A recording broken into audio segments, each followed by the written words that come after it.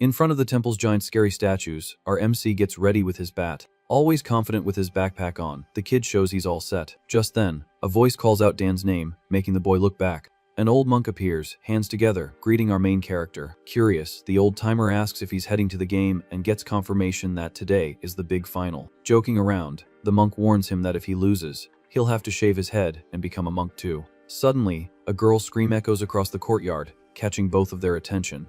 Chewing on a snack, the girl approaches, asking if the player is already heading out. Surprised that she's up so early, our MC is told to hold out his hand.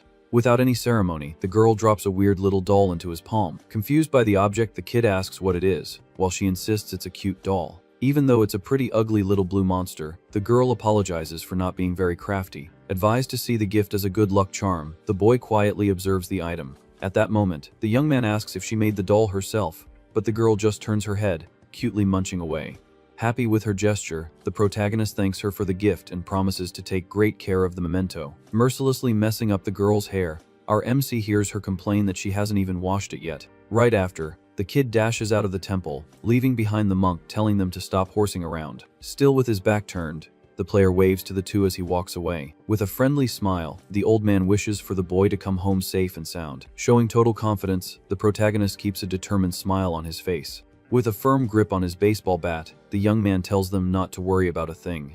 Promise made, our MC announces he's going to score a landslide victory and come back in style. Step by step towards his destiny, the monk's words, affirming his belief in him, are left behind. Inside the temple, the master's serene gaze makes it clear he's certain the boy will bring home the win. Over at the packed stadium, the announcer calls the 9th inning with 2 outs and the score tied in the championship game. Sweating bullets on the mound, the rival pitcher looks desperate to get out of this tense situation. Just then, the announcer introduces the star batter, Kim Dan. Ready at the plate, our boy is praised as the biggest rising star in all of South Korea. Without wasting a second, the opponent winds up and prepares a pitch with all his might. Focused on the ball's movement, the protagonist's gaze becomes razor sharp. Kicking off the duel, the pitcher puts all the pressure on the first ball. Immediately, the white sphere cuts through the air at high speed, heading straight for the strike zone. Moving his body perfectly, our MC unleashes a monstrous swing. In that exact second, the sound of the violent impact echoes throughout the entire baseball field. Completely shocked, the rival's eyes go wide as he realizes what just happened. Tearing through the sky, the ball gains an absurd amount of height, leaving everyone's jaw on the floor. Flying high above the fielder's gloves, the hit proves to be completely unstoppable. Straight into the stands, the ball lands in the hands of a lucky fan. Suddenly, the entire crowd goes wild as the announcer screams at the top of his lungs to confirm the walk-off home run. Calmly rounding the bases, the player is hailed as an unstoppable talent. Smiling for the cameras, our hero ends the game and gets called over for an exclusive interview. After the game, the late afternoon brings a calm sunset, lighting up the path back. Walking up the stone steps, the boy thinks out loud about the great results and about buying some rice cakes. But he quickly changes his mind, thinking the old monk deserved some celebratory fried chicken. Almost at the top of the stairs, our guy hears someone shout, grabbing his attention. Standing at the top, the girl from earlier complains about how slow he is at climbing the steps. Annoyed, she tells him to lower his head to get a smack, and then tells him to go let the monk know. Suspicious, the girl asks if he washed his hair, getting a shouted confirmation in reply. Together again, the two continue on their way, walking side by side towards the temple. During their chat, the young woman mentions the game was on in the classroom, and the school's cheering even got them in trouble. Full of swagger, our boy claims he's a rare genius, making the girl roll her eyes. Pointing a finger in his face, the girl says the victory only happened because of her good luck charm. Mocking the situation, the player laughs and listens to her promise that he won't be getting any more gifts. Nearing the courtyard, the protagonist announces he's starving and that it's the girl's turn to do the dishes today. Opening the large wooden door, the boy announces his arrival loud and clear. But the scene inside is a pure nightmare. With the master collapsed on the ground before a shadowy figure, completely motionless, the old man's body bleeds endlessly onto the temple stones. With his back turned, the mysterious hooded intruder emanates an extremely dangerous aura. Frozen at the entrance, the two young people are paralyzed, unable to understand what's happening. In that moment, the girl's eyes widen in despair as reality slowly sinks in. Lying near the gate, the monk's body is unresponsive as the intruder faces the newcomers. With his expression frozen in shock, our protagonist's face loses all its color. With a slight turn of his head, the grim figure tries to say he has nothing to do with this. With just a demonic red glint in his eye, the enemy lunges forward, cutting through the wind. On pure reflex, the kid throws himself backward, dodging what would have been a lethal attack. With his face covered by the hood, The killer focuses his attention on the boy. Screaming, our hero tells his friend to run far, far away. Paralyzed with fear, the young woman hesitates for a moment, worried about the guy's life. Once more, the MC lets out a desperate scream, telling her to flee, causing tears to stream down the girl's face. Quickly, the girl runs off as the player gets into a fighting stance. Facing the monster, the young man mentally questions the reasons for this cowardly attack. With a quick glance at the old man stretched out on the ground, the boy's heart aches with pain. Overcome by hatred, our protagonist understands he needs to keep his focus on the bat's handle to stay alive. Improvised weapon in hand, he promises he'll take down the intruder first. Luckily for him, the kid notices the enemy seems to be unarmed, but the mess in the place indicates this is going to go south fast. Furious, our MC says he'd love to explain the situation, but doesn't have time for that. With a magical glow in his hands, the villain apologizes for things ending this way. Surprised by the magic, the boy's eyes widen in confusion. Suddenly, a gigantic beam of light crashes down from the ceiling, shattering everything. Completely blinded by the flash, our hero tries to shield his face. Amidst the destruction, the hooded enemy grabs the kid with force. Caught off guard by the magical impact, the player screams as he feels his body burn. Looking closely, the killer murmurs the name Kim Dan, confused. Without the hood, the mysterious man reveals he has the same face as the protagonist and tells him to find Einir. Straining to resist, our boy clenches his teeth in the middle of the chaos. Immediately, the ground beneath them begins to crack like glass. Swallowed by the dimensional hole, the MC lets out a confused grunt as he plummets. Heading for rock bottom, the kid continues his free fall in the dark. In his mind, the desperate young man realizes he can't speak and feels his consciousness fading. Before passing out completely, our hero thinks about the safety of Yenna and the temple master. Crawling over a human skull, a giant centipede shows that this place is not friendly. Waking up with a jolt, the protagonist lets out a terrified scream. After the violent impact on the stones, the boy props himself up, trying to understand the situation. Shaking with fear, the kid questions what the heck a skeleton is doing just lying around in this place. Placing a hand on a strange wall, the MC notices he's fallen into a bizarre, slummy place. Curious about the disgusting texture, the young man silently leans in closer. Suddenly, the cocoon bursts in his hand, revealing a living creature inside. Pale with shock, our boy is speechless at the sight. Looking around, the scene reveals itself to be a giant nest full of monstrous eggs. From the slimy ceiling, one of the insects plummets, landing right near the boy. With absurd strength, the monster's sharp leg pierces the solid rock. Furious, the bizarre creature lets out a shrill screech, baring its fangs. All around, the eggs begin to hatch, releasing dozens of demonic insects. Cornered, the MC lets out a curse, seeing those giant roaches ready to pounce. Unable to believe his own eyes, the kid wonders what kind of insanity is happening. Straight for him, the disgusting creature does a flip, wanting fresh meat. Using pure instinct, the hero grabs the beast's jaws before he can be bitten. Exerting extreme force, the boy's muscles tremble against the monster's pressure. With a roar of rage, the protagonist throws the giant insect to the side. Hurled away, the demonic roach smashes against the rocks, letting out another bizarre screech. Covered in scratches, our guy clutches his arm, complaining that the wound feels like it's burning. Below him, the swarm continues to grow, and the player questions what kind of pest this is. Fortunately, his baseball bat glows on the ground, revealing it fell with its owner.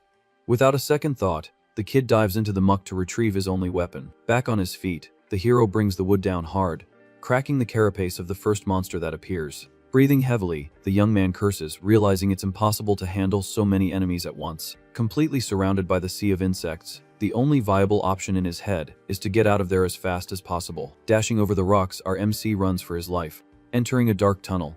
The question of where the heck he's ended up keeps pounding in his mind. During his escape, the boy looks over his shoulder, hoping to find a safe hiding spot soon. Right behind him, the disgusting cloud of legs and mandibles continues the relentless pursuit. Skidding his sneakers at the edge of the abyss, the player holds his breath at the sight. Before his eyes, a colossal cave stretches to the bottom, filled with water. With no way out, the sound of the giant roaches getting closer signals that time is up. Trapped on the ledge, our boy needs to make a drastic decision. Screaming to heck with it, the MC leaps into the darkness, trusting his luck. With a violent splash, the hero's body sinks into the cold waters of the underground cave. Frustrated at the edge, the bizarre insects retreat, proving they hate taking a dip.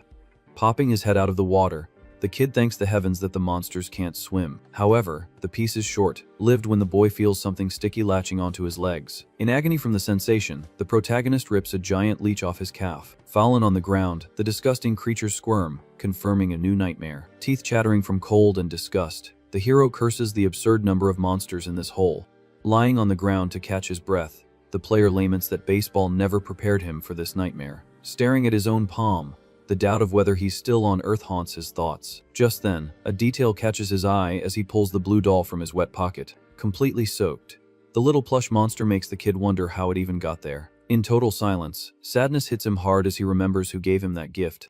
Recalling his friend's smile, the MC mutters that it's one heck of a good luck charm. Soon, the image of the bleeding old man comes to mind, letting anguish fill the boy's chest. Overcome by hatred, the young man promises revenge if that hooded scumbag hurt his family. Shaking his head to clear the bad thoughts, our hero focuses on staying rational. With fire in his eyes, the protagonist demands that he get up and start moving. Leaning on his inseparable bat, the kid swears he'll find a way out of that abyss. He barely plans to explore the area when a colossal demonic shadow appears right behind him. Alerted by his danger sense, the boy realizes he's no longer alone in the cave. Revealing terrifying mandibles, the giant predator drools, ready to devour its prey. With a shiver running down his spine, our guy lets out a whimper of pure panic. Before he can react, the monster's violent impact sends the kid flying through the air. Bleeding from the insane blow, the hero flies uncontrollably towards the cave rocks. Facing that colossal beast, our protagonist can only wonder what to do now. Sensing certain doom, his survival instinct screams for the boy to run. Looking over his shoulder, despair takes over the kid's face. Just ahead, a small crack in the rock appears as the only salvation. Dashing at top speed, the player flees from the giant roach that destroys everything in its path. Getting closer, the stone entrance proves to be very narrow. Without wasting time, the hero dives headfirst into the hole, sliding through the dirt. Right behind, the colossal monster smashes its face into the rock with absurd violence. Lying on the other side, our guy gasps for air, trying to calm his racing heart. Stuck outside, the creature roars in frustration, unable to pass through the crevice. Still on the ground, the young man looks back, relieved he didn't become dinner. Suddenly, a sharp pain in his arm makes the kid scream in agony. Kneeling in the dark cave, he holds the wound that feels like it's burning from the inside out. Shaking in pain and breaking into a cold sweat, the boy grits his teeth as the monster's roar echoes in the background. Completely exhausted, the hero collapses onto the cold floor, searching for the strength to go on. Gasping, the boy wonders if the beast has finally given up and confesses he thought he was a goner. Looking at his own arm, the dark veins show that the situation is getting worse. Soon, it dawns on him that he was bitten by those bizarre insects, completely losing feeling in his limb. Cursing his own luck, our MC laments having a useless arm right when his life is on the line. Looking into the vastness of the cold cave, the certainty that he can't hide forever hits hard. Leaning his weight on his baseball bat, the hero gets up, affirming that he needs to find a way out. Suddenly, a small glimmer catches his attention in the darkness. Curious, the kid walks to the edge, asking if that's some kind of light. Just then, the faint shadow of a person is cast on the stone floor. Overjoyed, our protagonist breaks into a wide smile and shouts, calling out to the person. Thrilled, he celebrates finding another human being in this nightmare. Sighing in relief, the young man thanks the heavens, for he swore he was completely alone. Slow footsteps make the mysterious shadow draw closer and closer. But the boy's smile quickly vanishes, replaced by an expression of pure shock. Confused and terrified, a mumble escapes his mouth as he sees who has truly arrived. Celebrating out loud, the kid reinforces that there's someone else lost here. Full of hope, the MC confesses his relief at not being the only person in this nightmare. But the strange silhouette advances slowly, without saying a single word. Quickly, panic takes over the player, who lets out a frightened murmur. Revealing its true form, a living skeleton appears, carrying a parasitic insect on its head. Letting out a horrifying roar, the reanimated corpse charges straight for the attack. In a pure survival reflex, the boy dodges the sharp claws by a hair's breadth. Annoyed, the hero clenches his teeth, asking if the new pest is another skeleton. Staring at the slimy roach on the back of the monster's neck, he understands that was the bug that bit his arm. Holding the bat with his good hand, the kid declares that no matter what it is, he's gonna beat it down. Spinning his body with agility, he promises to kill the creature if he can smash the parasite. Completely focused, the protagonist's gaze aims only at the enemy's weak spot. Unleashing a sideways swing, the bat cuts through the wind with full force. Surprisingly, the undead dodges with nonsensical speed. Right after, the monster counterattacks, landing a brutal knee in the hero's stomach. Coughing up blood, the boy groans in pain, feeling the air leave his lungs. Grabbed by the corpse, the MC tries to break free from that death hug. Using brute force, the kid manages to push the monster back. Stumbling on the rocks, the skeleton loses its balance for a second. Immediately, our hero leaps back, creating a safe distance. Suddenly, the young man's gaze locks onto something, and he realizes the imminent danger. With a monstrous leap, the corpse lands hard on top of the kid, throwing them both to the ground. With its teeth clattering right in his face, the disgusting creature tries to bite his flesh. Screaming in rage, the protagonist uses absurd strength to keep those fangs away. Fumbling around on the rocks, his hand finally finds a heavy stone. Holding the rock firmly, the tables are about to turn. Bringing his arm down hard, the boy smashes the rock directly into the enemy's skull. With the violent impact, the monster is thrown to the side, hitting the ground. Full of fury, our hero jumps on top of the creature, delivering repeated blows to its head. Blood and bone fragments fly as the kid mercilessly pummels the parasite. Blow after blow, the massive rock crushes the creature in a shower of impacts. Completely destroyed, the bizarre insect finally becomes just a puddle of green goo. Kneeling and in a cold sweat, the MC tries to catch the breath he lost in the fight. Lifting his tired gaze, a new terrifying noise catches his attention. Before his eyes, a true horde of skeletons and monsters emerges from the darkness. Marching relentlessly, skeletal zombies and demonic hounds show that peace does not exist here. Taking a deep breath, the kid accepts the situation and gets up, ready for war. With a firm stance, the hero declares he'll fight head on until the end.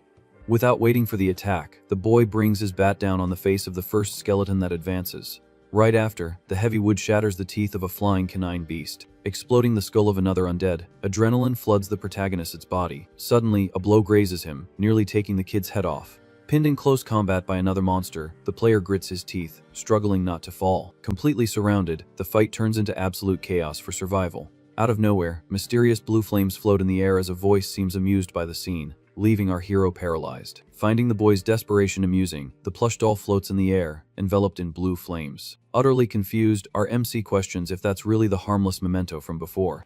With its voice echoing through the darkened cave, the little blue monster proves it can speak normally. In a cold sweat, the kid asks what the heck that creature is, thinking he's finally lost his mind. Straight to the point, the ghostly voice says none of that matters, because the player is on the brink of death. Quickly, the magical entity tells the young man to grab it, promising it's the only way he'll survive. Behind him, the horde of undead skeletons continues to advance, thirsty for fresh meat. In a desperate cry, the blue spirit demands once more that the protagonist grab the flames. Nearly falling into the abyss, the zombies pile up, pushing each other to devour the hero. Just then, one of the bony hands nearly reaches the boy's face at the cliff's edge. Without a second thought, the kid reaches out and plunges his hand directly into the magical fire. Feeling an absurd energy invade his body, the young man shuts his eyes tightly. Immediately, a colossal explosion of blue light pushes the monsters back, sending them all flying. Spinning in the air, the ghostly aura begins to take a new form in the MC's hands. Gripping the mysterious handle, our hero realizes the flame has materialized into a solid object. Revealing his new weapon, the boy is shocked to see the spirit has turned into a glowing baseball bat. Unable to believe his own eyes, he complains about his bad luck, getting a piece of sports equipment instead of a sword. Before he can process it, a giant monster leaps towards him, letting out a shrill screech. Moved by pure survival instinct, the protagonist gets into his batting stance on the stone floor. Delivering a perfect swing, the hero hits the creature square on with devastating power. Surprised by the impact, he feels the lightness of the movement and the raw power of the new bat. Destroyed instantly, the disgusting beast falls dead on the cave floor, completely crushed.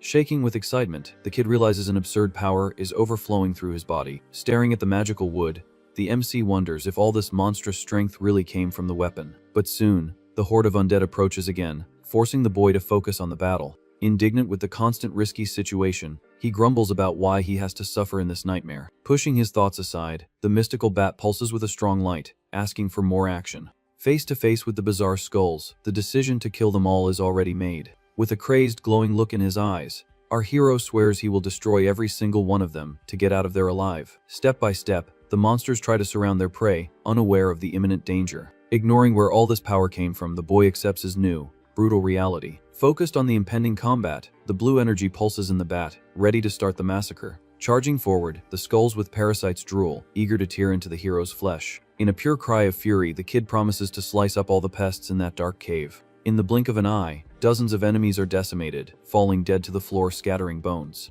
Exhausted after the slaughter, the protagonist takes a deep breath, trying to recover the breath he lost in the fight. Suddenly, a slimy noise draws his attention to the floor littered with corpses.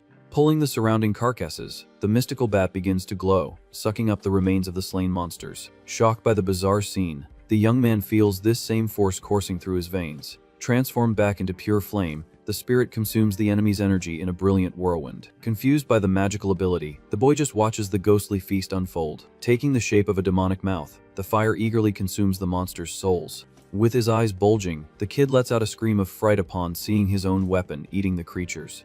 Literally chewing on the bones in mid-air, the blue entity clears the battlefield in a matter of seconds. Paralyzed with fear, our guy breaks into a cold sweat, unsure if this magic is a miracle or a curse.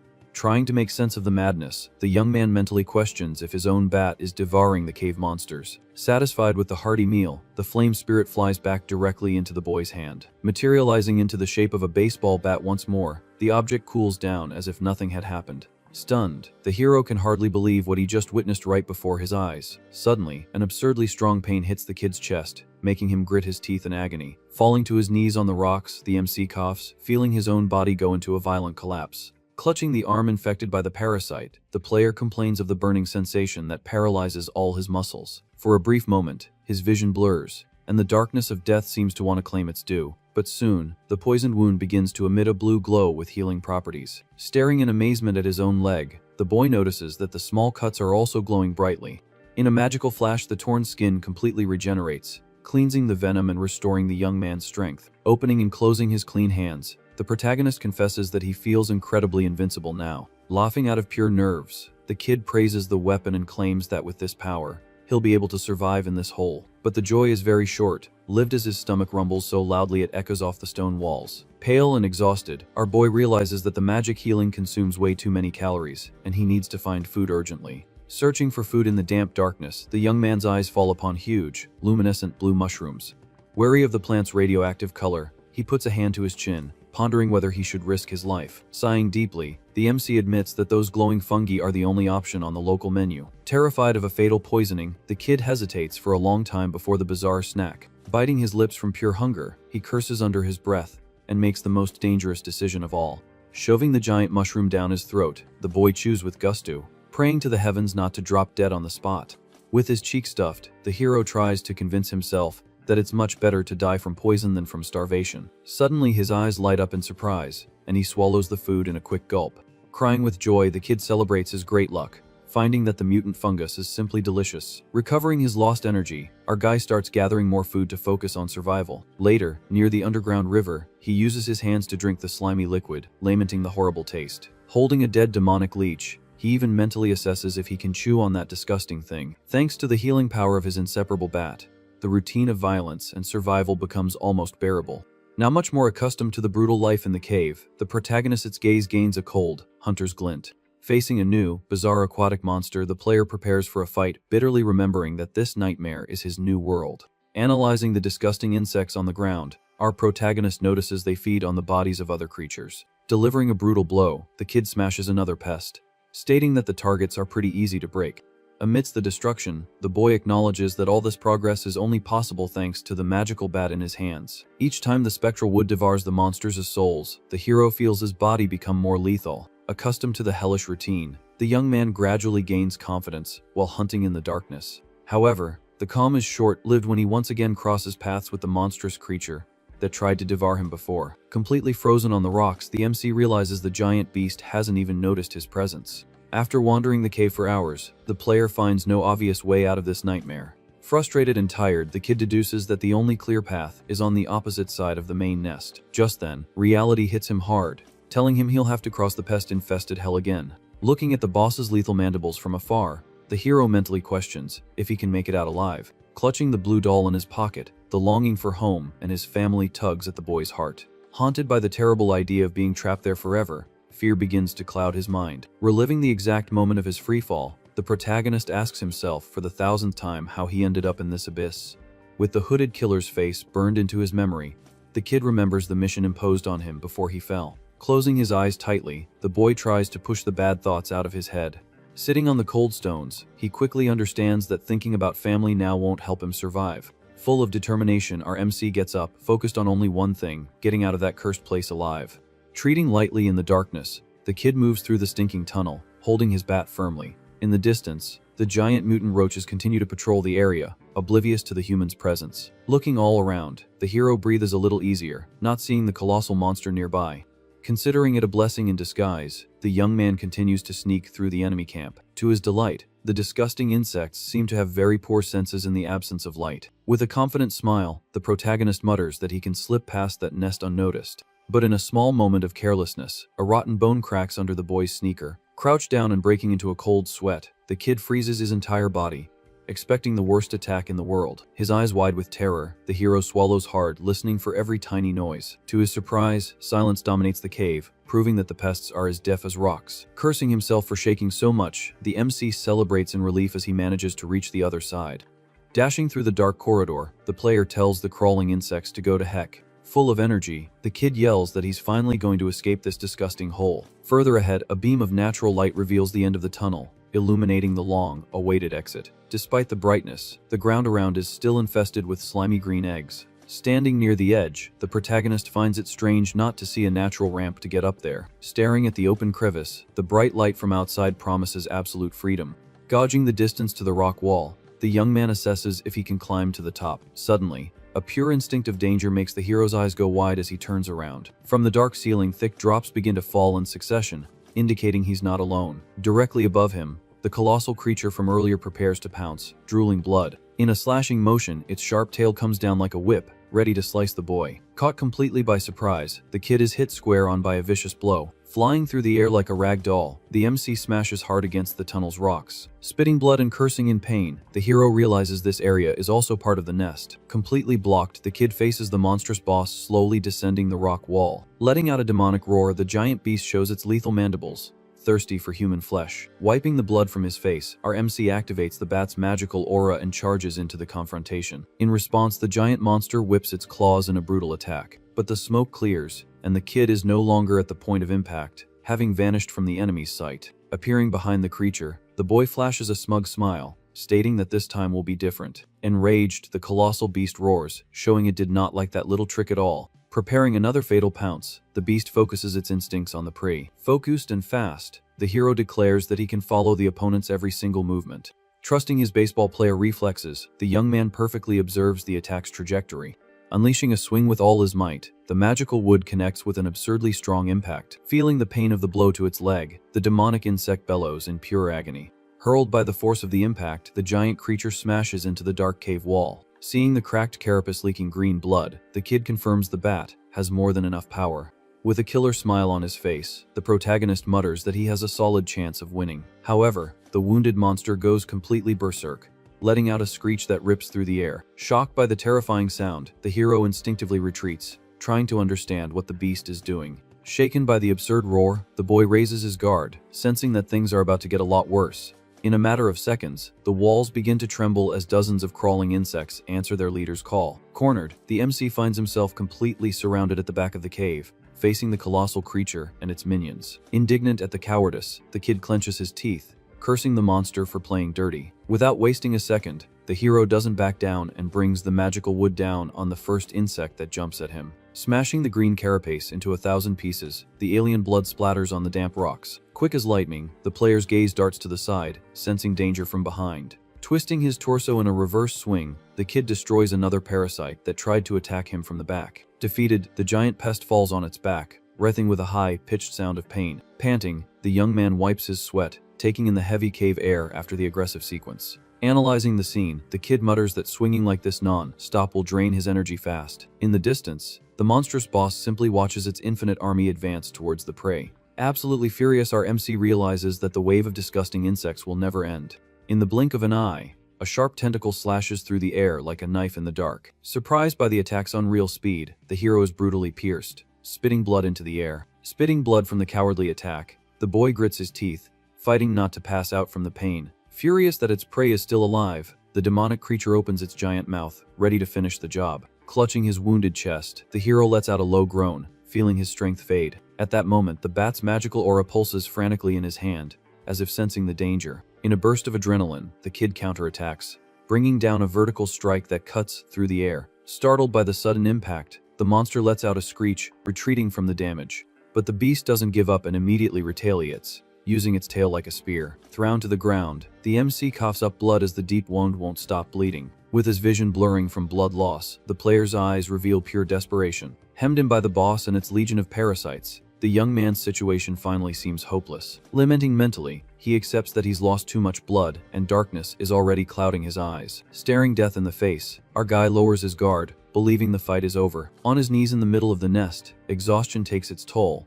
and he just watches the insects advance. Losing all hope, the young man mutters softly that there's no way to win in this nightmare. Echoing in his mind, the hooded killer's hoarse voice coldly asks what else he needs to do. Waking from the trance with the memory, the hero's eyes go wide, feeling a shock of reality. Soon, the sweet image of Yenna invades his mind, breaking through the fog of despair. Smiling in his memory, the girl scolds the player, telling him not to give up so easily. Immediately, the boy asks himself how his friend must be doing after everything that happened. Like a ghost in his head, the girl tells him to get up once and for all. Reinforcing the warning, she reminds him that both she and the old monk are waiting for the hero's return. Inflamed by pure rage, the magical bat explodes in a whirlwind of blue fire, demanding that he get up and fight. Sucking in a deep breath, the flame of life reignites in the kid's eyes. Bleeding but determined, he tightens his wounded hand around the mystical weapon's handle. Without losing a second, the protagonist unleashes heck on the first insect that jumps in his direction. Consuming everything in its path, the ghostly fire illuminates the dark cave with brutal intensity. Devouring the souls of the dead roaches, the magical spirit gains even more energy. With a smile of pure hatred, the MC declares that he's tired of taking a beating from these pests. Getting up from the ground with the bat in flames, the hero displays a psychopathic look of someone who's about to kill everyone. Directly in front of him, the monstrous boss retreats slightly, intimidated by the absurd aura. Giving no chance for defense, the kid flies at the beast with his bat on fire, tearing through the wind with the force of a blue lightning bolt. The blow hits the monster square on, tearing the colossal creature to pieces. The magic consumes the nest's boss in a shower of guts and blood. Immediately, the flames devour the enemy's remains, sucking its life force. Panning from the killer sequence, the young man catches his breath and supports his exhausted body. Looking at his own weapon, he lets out a smile of relief for having won the impossible battle. Defeated, the giant beast's carcass becomes just an empty husk on the stone floor. Walking towards the light of the exit, the kid mentally questions why he suddenly became so powerful. Thanking the heavens, he whispers a relieved, "Finally." Upon seeing the end of the dark cave, full of hope, the MC screams that he's finally going to escape that cursed hole. But soon, a bright glow emanates from the bat, drawing his attention to his own hand. Surprised and confused, the boy is clueless as to what's about to happen. Before his eyes, the blue magic explodes again, as if wanting to swallow its owner. In reality, the demonic mouth closes around the player's wounded arm, sinking its magical teeth in. Ignoring the insanity of the scene, the kid claims that no matter how many times he sees this, he'll never get used to it. Overflowing with energy, the ghostly flame envelopes the boy's body in an intense glow. Suddenly, the deep wound in his chest pulses strongly, demanding healing. Screaming at the top of his lungs, the hero writhes on the ground, feeling the brutal pain of the regeneration process. Shaking after the burst of magic, he holds his stomach where a lethal hole used to be. Acknowledging the miracle, the kid grumbles that the healing is great, but hurts like heck itself. Catching his breath, the player tries to understand the new, absurd strength coursing through his veins. Deducing the weapon's logic, he notices that the power he received from the boss is much greater than that from the common insects. Smiling sadistically, the conclusion is clear: the stronger the enemy he defeats, the stronger he becomes. With the bat on his shoulder, the young man finally walks towards the illuminated crevice, facing the unknown. Full of swagger, the hero promises himself that with this new power, he'll manage no matter where he is. Passing through the exit, the light blinds the boy for a second, revealing the new landscape. Before a scorching, infinite desert, surprise takes over the protagonist's face. Laughing nervously, the MC accepts the change of scenery and declares that sand is 1,000 times better than a stinking cave. But cruel reality quickly takes its toll, and soon the kid's legs give out, collapsing in the sand. On his knees and completely drained, he admits he was terribly wrong about the desert. Wandering aimlessly through the hot sand, the boy realizes the region is completely dead terrain. To make matters worse, there isn't a single drop of water or shade to protect himself from the demonic sun. Along the way, the only signs of life are the dry, rotting skeletons of travelers who perished there. Utterly depressed, the hero wonders if he fought so hard against the monsters, just to die of thirst later. Collapsing onto the dusty ground, the young man confirms there are no humans for miles, only the undead. With a dry mouth, the kid ponders if all of humanity in this world has already kicked the bucket. Closing his heavy eyes from exhaustion, he begs the gods for a miracle before passing out for good. Suddenly, a cheerful female voice cuts through the silence, commenting on the surprise of finding someone there. Opening his eyes, the hero comes face to face with a little fox girl and an older man staring at him. Startled by his injuries, the girl with pointed ears takes a step back while the adult tells her to be careful. Breaking down in tears of happiness, our MC can't hold back his emotions and cries like a child. Completely stunned, the two adventurers don't know what to do with this crying maniac. Wailing his eyes out, the kid thanks them for being the first normal humans he's seen in this nightmare and celebrates the fact that they speak the same language. Finding the scene a bit gross, the fox girl grumbles while the gray-haired man suggests they all rest a bit to talk. Annoyed by the break, the girl complains that they still have a long way to go, and resting wasn't part of the plan. With a gentle smile, the gray-haired man states that they can't just ignore the injured boy. Completely embarrassed, the little girl turns her face away, pouting and pretending she doesn't care about the guy. As she puts on her backpack, the little one grumbles that there's no other way, and the old man praises her decision. Later, a warm campfire illuminates the makeshift camp while food simmers in a pot. With wide eyes, our hero is mesmerized by the sight of the full dish bubbling over the fire. With his stomach rumbling loudly, the kid reveals his hunger, wondering how long it's been since he's seen real food. Observing his distress, the fox girl tells the guy to eat already since he looks like he's starving. Drooling with desire, the protagonist confesses he hasn't put anything in his mouth for over 5 straight days. Shocked by the revelation, his companion yells, questioning how anyone survives that long in the desert. Scratching his head, the young man explains he's not sure but thinks it was because he absorbed energy from the monsters. Confused by the answer, she repeats the word absorb, and claims she's never heard of that kind of sorcery. Caught by surprise, our guy's eyes widen as he questions if real magic actually exists around here. Utterly indignant, the little one asks what hole that weirdo crawled out of to not even know the basics of the world. Breaking into a cold sweat, the player lowers his head, not even knowing where to begin telling his bizarre story. At that moment, the veteran hands him a bowl of stew and suggests they talk calmly while they eat. In the blink of an eye, the bowl is completely empty and clean from so much hunger. Satisfied after the meal, the hero lets out a burp while revealing that he simply woke up in this parallel world. Right after, he points to the bat, explaining that the weapon strengthens his body with every monster slain. Listening attentively, the adult comments that it's a very peculiar ability to have. Changing the subject, the old-timer notes that the undead are strangely quiet tonight. Lightly tapping the bat on the stone ground, the boy gives a sheepish smile. Raising the magical wood, the MC calmly announces that he's already cleared the entire area by taking them all out. Completely stunned, the 2 new allies freeze, staring at the kid sitting by the fire. Very seriously, the warrior explains that the pests in this region revive endlessly, no matter what. Staring at the boy's weapon, he immediately deduces that the so-called Hua absorption prevented the corpse's regeneration. With an analytical and focused gaze, the man silently assesses the young man's bizarre strength. Breaking the tense mood, the little girl says with relief that she'll finally be able to sleep peacefully tonight. Agreeing immediately, the older man thanks the stranger for ensuring the group's first safe night in a long time. Caught by surprise, the protagonist hears the girl invite him to travel with them if he has nowhere to go. Excited by her own idea, the little one jumps up, calling out her gray-haired partner's name. Smiling friendly, the veteran named Ars promises to help the kid find a way back home. Completely relieved, our hero breaks into a sincere smile, saying he would be very grateful for the help. Satisfied with the new alliance, the little girl lets out a sigh of pure joy. The next day, the journey resumes under the scorching sun, with the trio gathering resources in the endless desert. Walking side by side, the MC praises little Chloe's intelligence about survival tricks. Full of swagger, the girl puffs out her chest, claiming it's the bare minimum to not turn to dust in the hot sand. Seeing the scene, the young man gives a nostalgic smile, remembering his own little sister's tantrums. Annoyed at being treated like a child, the girl kicks the guy's shin, yelling that she's almost an adult. Heading towards the sunset, the player curiously asks if those fluffy ears on her head are real. Surprised by the question, she discovers that in the boy's world, there are only normal humans and finds the idea bore. During their days of travel, the group faces hordes of skeleton monsters, testing their skills. Paying attention to Ars's tips, the kid learns valuable combat techniques and the biology of the alien beasts. Back at camp in the late afternoon, Chloe brings fresh food, receiving affection and praise from the group leader. With a serene smile on his face, our guy recognizes the absurd luck he had in crossing paths with them.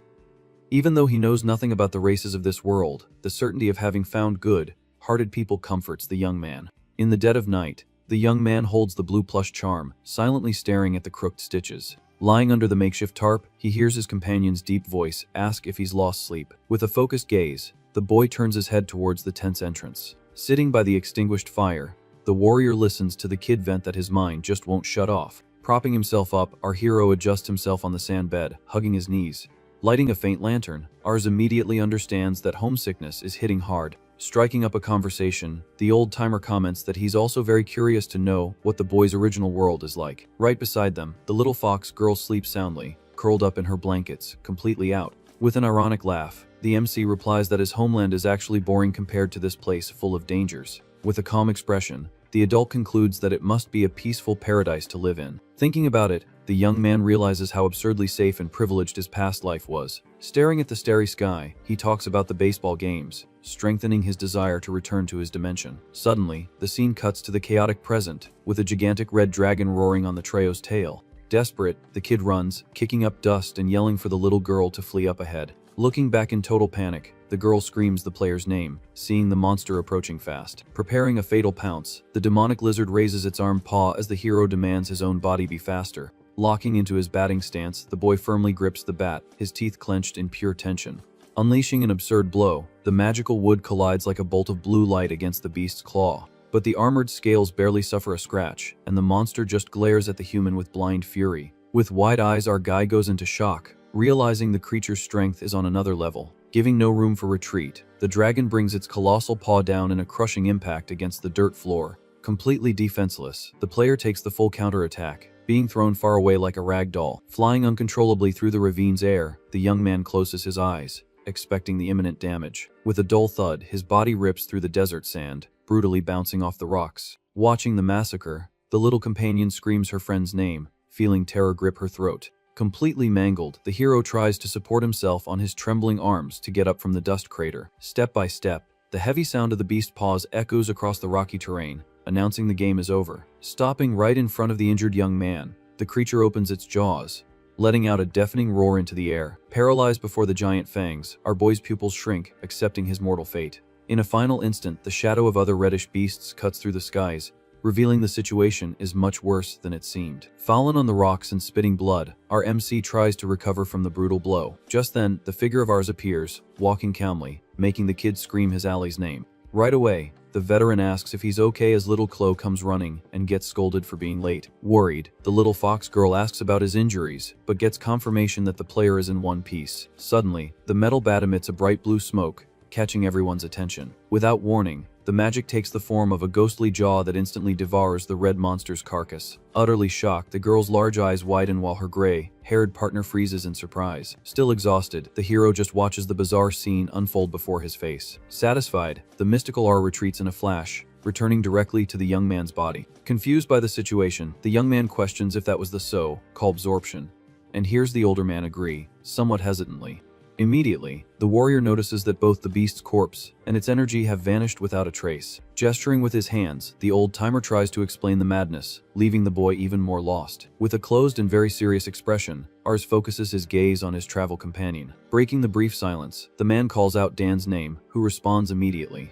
Straight to the point, the swordsman announces he has a very specific mission for the kid to do. Caught by surprise, our guy exchanges glances with Chloe, not understanding what's coming. Furious, the little girl lets out an absurd scream, asking if the old man has lost his mind. Unshaken, the gray-haired warrior maintains a calm expression in the face of the yelling. Back at camp, the indignant little one repeats that it's insane to ask the boy to hunt a lich. In her mind, the menacing image of the dark monster proves that this is basically a death sentence.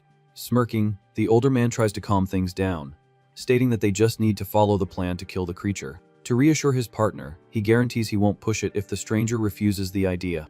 Desperate, the little fox argues that the idiotic player has no idea of a lich's strength and will definitely accept. As if it were a prophecy, the hero cuts into the conversation, saying he's totally down for the challenge. With the blood-stained bat in his hands, he shows pure confidence and asks what the first step is. Chewing on a piece of bread by the campfire, the MC asks for confirmation on the plan. Far from the danger, the camp's calm contrasts with the trio's tense conversation. Confused by the response, the cute girl asks what kind of confirmation they're talking about now. Patiently, Ars reminds them that Dan himself confessed to knowing almost nothing about his newly acquired powers.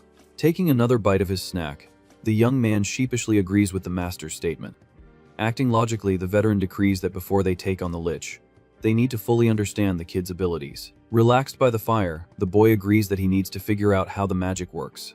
To complete the thought, Chloe points out that knowing the limits of this power is key to not kicking the bucket. Staring at his own weapon, our protagonist confesses that he's also dying of curiosity to understand what he can do. Focused on the smooth metal bat, the doubt about the item's true magical capabilities hangs in the air. Full of energy, the player clenches his excited fist and asks what he should do to start the test. Quickly, he grabs the bat and gets into position, awaiting the coach's orders. However, seconds pass, and the young man is left looking like a fool, waiting for some spectacular action.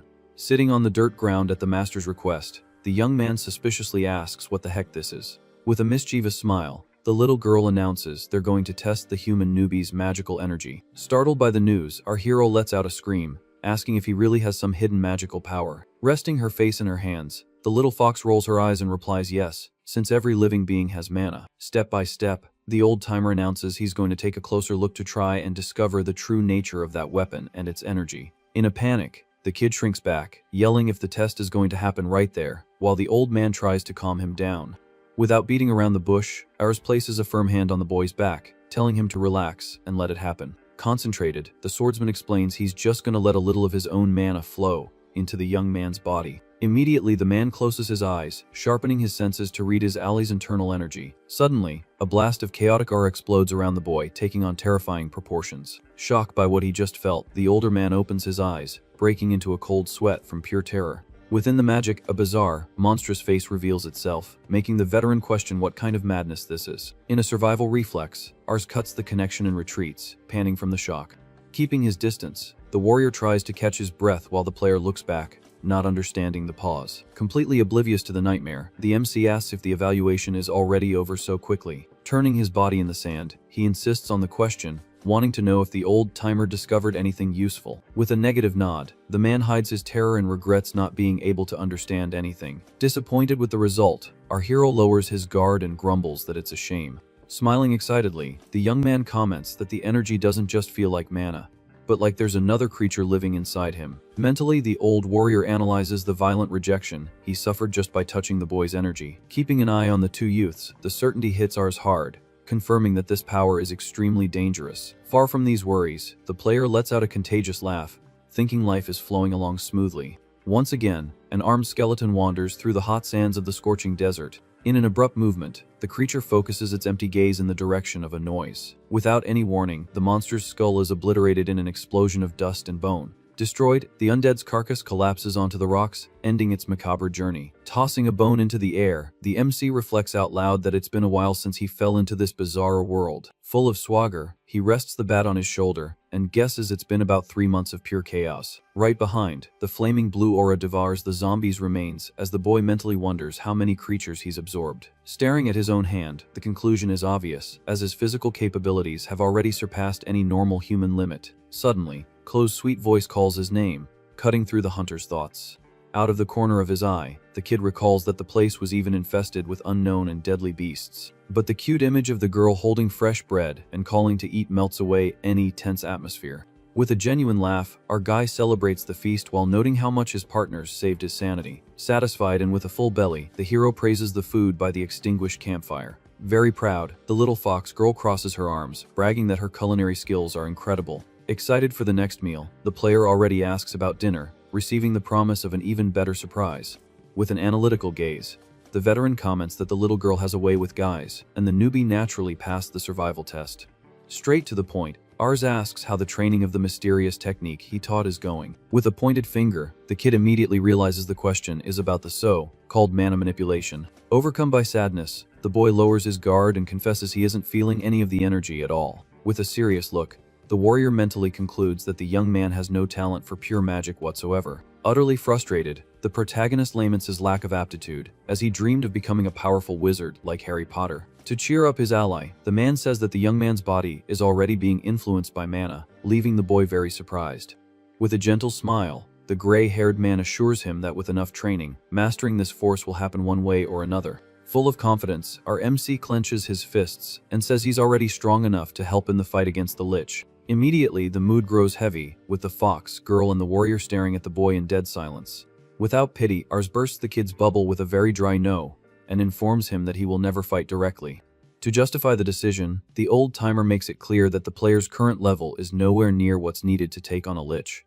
Upset by the harsh reality, the hero hears that his only mission will be to absorb the corpse after the main monster is defeated. Without complaining, the young man accepts the order, as he understands it's for his own safety before they reach their final destination. Back to his usual cheerful self, the player breaks into a huge smile and agrees with the group's new directive. Over the following days, the trio's journey continues relentlessly under the scorching desert sun. Along the way, the magical bat deforms the skulls of any skeletons that dare to get in their way. As night falls, campfires inside caves provide some safety and hot food for everyone. Early in the morning, the trek resumes, climbing up rocky mountains and dangerous, exhausting trails. Exhausted from the tough routine, the kid passes out on the dirt ground, sleeping soundly next to the little girl. At the limit of her exhaustion, Chloe collapses on the ground with her backpack, complaining she can't take another step. Without breaking his stride, Ars asks his little partner to hang in there just a little longer. Heading straight for the end of the canyon, the warrior reveals that the tome's entrance is near and offers to carry her weight. At the front of the line, our MC adjusts the backpack on his own back and calls for his friend to keep going. Moved by her partner's gesture, the little girl gives a sincere smile and agrees to continue the journey. Before them, a gigantic valley of orange rocks opens up on the horizon, absurdly imposing. With her eyes sparkling, the little one asks in shock if that scary place is really their final destination. With a heavy expression, the gray-haired man confirms her suspicion while the boy adopts a very serious posture. In the distance, a stone structure embedded in the rock announces the feared entrance to the Lich's Tomb. Slowly, the trio finally crosses the gates and enters the dark corridors of the abandoned dungeon. Eyeing the clean walls, the MC finds the place quite peaceful, but the fox girl says that kind of comment brings bad luck. With a lantern in hand, the master tells everyone not to let their guard down, as any disaster could jump out of the darkness. With a nervous laugh, the kid jokes about the tiny chance of a ghost appearing out of nowhere. Full of swagger, he tries to hide his fear, claiming it's too glitchy to happen in real life. In that same instant, a mocking blue specter appears right behind the young man, giving him a huge scare. Desperate about the haunting, our hero lets out a high-pitched scream of pure terror. In an automatic survival reflex, the boy brings down a lethal swing, shattering the ghost's skull instantly. Breathing heavily, the player is shocked to realize he can beat up spirits using just a metal bat. Back on their way, the old timer teaches that the secret to success is to maintain the cold mentality that you're just going to hit them. Period. Curious in the middle of the hallway, the young man asks the master what kind of nasty monster this lich exactly is. Under the hood of his cloak, the veteran takes a dramatic pause before revealing the details of the threat. In a somber tone, the man defines the villain as the absolute ruler of this entire cursed land of the dead. Through demonic magic, countless undead rise from the stone to follow the spell's orders. With their eyes glowing purple, the skulls let out bizarre screams, ready to tear apart any intruder in the tome. To finish his warning, the gray-haired man states that if the monster regains its full power, the world will be wiped out, which is why they need to slice up the creature before that happens. To make matters worse, the veteran reveals that even if they win the battle, the scumbag ends up resurrecting 100 years later anyway. Focused on the story, the boy hears that this was exactly why his absorption ability became the group's great hope. In the strategic explanation, the master says that if the weapon obliterates the corpses, erasing their regeneration power, the plan is perfect. By the world's logic, the same destructive magical principle should work brilliantly on the supreme boss's body. Faced with this information, the protagonist becomes thoughtful, weighing the mortal responsibility of his role in the fight. A bit naive, the player even thinks that the mission of cleaning up remains will be a piece of cake. Distracted, the MC wonders aloud if the bat will really be able to handle devouring such an overpowered creature. Memories of other fights come to mind, and the certainty hits him hard that not every type of monster becomes dinner for the blue bat. To worsen the scenario, he confesses he doesn't even understand half the crazy rules of that soul-consuming aura. Suddenly, Ars's eyes go wide in extreme panic as the little girl screams for the boy to stop walking. In that same instant, the kid freezes in place, a cold drop of sweat running down the side of his face. With his back to the group, the young man tries to ask why his partners aren't walking right behind him. With desperate fury, the swordsman screams at the top of his lungs, ordering the human to get out of that square right now. Under the hero's feet, a huge runic circle explodes in a violet glow, covering the entire floor. Utterly shocked, the kid looks down at the floor, unable to understand what kind of trap he accidentally triggered. In the blink of an eye, the magic circle detonates a thunderous pillar of light, breaking through the darkened dungeon ceiling. With no time to react, the gray-haired warrior can only watch as the abyssal energy completely swallows his ally's body. Overcome by terror, the fox girl freezes in place while the master grits his teeth in pure tension. Through the violent flash, the ancient spell marks the beginning of a terrible sentence inside the abandoned tome. Snapping out of his trance, the old timer draws his sword and dashes at full speed towards the target. Along the way, his heavy boot crushes bones on the floor, turning everything to dust during his furious sprint. Like a lightning bolt, the man uses all his brute strength to try and reach the enchanted area in time. Right behind, the little girl runs, crying desperately, trying to understand what cruel fate took her friend away. With an expression full of anger, Ars punishes himself for failing to monitor the enemy terrain. In his thoughts, he curses himself for forgetting that dimensional traps tend to pop up out of nowhere in a master sorcerer's home. Reaching for the magical light that's already starting to fade, the warrior begs the heavens not to be too late. Far away, our protagonist falls to his knees, causing a loud crash and shattering the purple stone floor. With a hand to his head, the young man lets out a hoarse groan of pain, trying to process the brutal shock of the enemy's teleport. Analyzing the broken scenery around him, the kid's only big question is to figure out what kind of nightmare he's been sent to this time. Suddenly, The player's eyes widen in amazement as he comes face to face with a new and terrifying threat blocking his escape route. Before him, a bizarre skull door begins to open slowly at the end of the corridor. Surprised, our MC mutters, asking if that's really a door. Filled with purple magic, the sinister entrance seems to guard the master monster's room, no matter who looks. Luckily, the boy is thankful he didn't fall into a trap that lops off limbs right away. Calmly, the player decides to just sit there and wait for the master to rescue him. In that same instant, a skeleton's skull is sliced in half without the slightest mercy. Outside, the undead fall to pieces on the dungeon floor as the battle rages on. Desperate, little Chloe screams, demanding to know the current status of the rescue. With a heavy expression, the warrior explains that the humans stepped on one of the enemy's spatial teleportation circles. Racing against time, the man carries the little fox, who asks where their friend was sent. Focused on the magical logic, the gray-haired man mentally deduces the trap's exact destination. Back with the kid, the realization hits that the dangerous creature must be inside that purple room. Sitting on a dark throne, the imposing figure of the Lich emanates an extremely frightening mystical aura. Completely motionless, the demonic creature wears a heavy, spiked armor. Breaking into a cold sweat, the hero wonders if that's the final boss and hopes the monster is just taking a nap. Completely out, the villain shows no reaction to the human intruder. Relieved, our boy turns his back and decides it's much better not to wake the beast at all. Step by step, he moves away from the deadly chamber, trying to make as little noise as possible on his tiptoes. Very carefully, the MC mutters that he'll wait quietly so as not to accidentally trigger another nasty trap. Suddenly, a glowing flask on the kid's belt begins to flash brightly, emitting a high-pitched sound. Startled by the sudden light, the young man complains that the magical item has never acted this way before. In that exact same second, the sleeping monster's eye lights up with a demonic purple, tearing through the darkness. Feeling pure danger, the hero's spine instantly freezes with pure terror. Slowly, the beast's skeletal hand grips the stone throne's armrest tightly. Rising up, the King of the Dead explodes in a colossal aura of violet and dark flames. Completely shocked, the player turns his head, facing his own death head-on. Grabbing a macabre staff, the crowned scumbag proves that the piece is officially over. Faced with that absurd power, our guy lets out a curse, realizing he's totally screwed now. Meanwhile, the swordsman continues to run through the dark corridors at top speed. Hearing a bizarre crash, the little girl screams, asking what that scary noise was. Gritting his teeth, Master Ayres immediately deduces that the master pest has already awakened from its slumber. Face to face with the beast, the kid trembles from head to toe under the absurd pressure. In a quick assessment, the young man realizes that this creature's power level is in a completely different dimension. With just a hand gesture, the boss fires magic with killing intent, aiming at the target. With the attack approaching, our hero's eyes go wide, with no time to think straight. Gigantic, the violet sphere of destruction obliterates the air, traveling straight for the human's chest. Realizing there's no chance of dodging, the young man plants both feet on the stone floor. Determined not to die there, the player takes the only possible action in his desperation.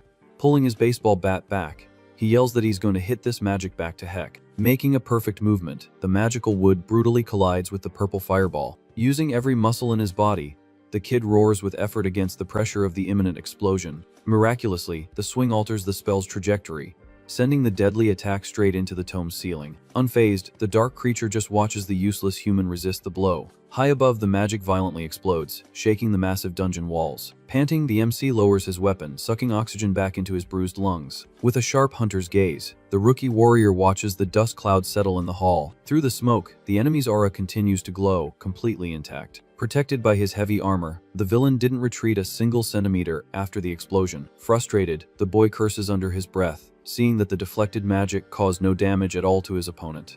Floating in the darkness, the undead flaunts its perfect defense against the attack.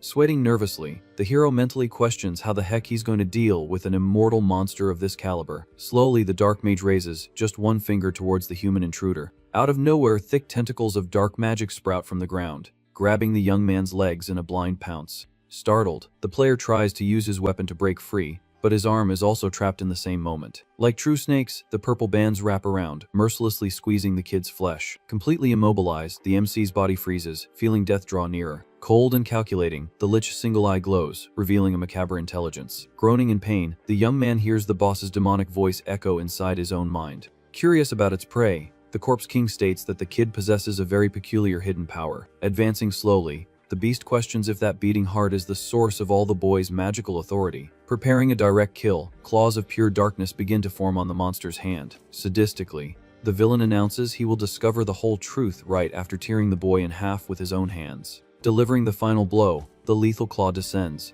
tearing through the wind towards the victim's chest. Suddenly, a silver blade cuts through the air, intercepting the attack millimeters from the young man's neck. Firm in its defense, the sword blocks the lethal impact, creating a metallic clang in the dark hall. Emerging from the shadows, the gray-haired swordsman finally enters the battlefield, breaking the tension. With a purely murderous look, the master faces the undead, showing who's boss. With a clean cut, the dark magic on the kid's arms is shattered into 1,000 purple pieces. Freed from his bonds, the hero falls on his butt on the hard floor, cuffing to catch his lost breath. Concerned, the old-timer doesn't take his eyes off the enemy but still asks if his student is hurt anywhere.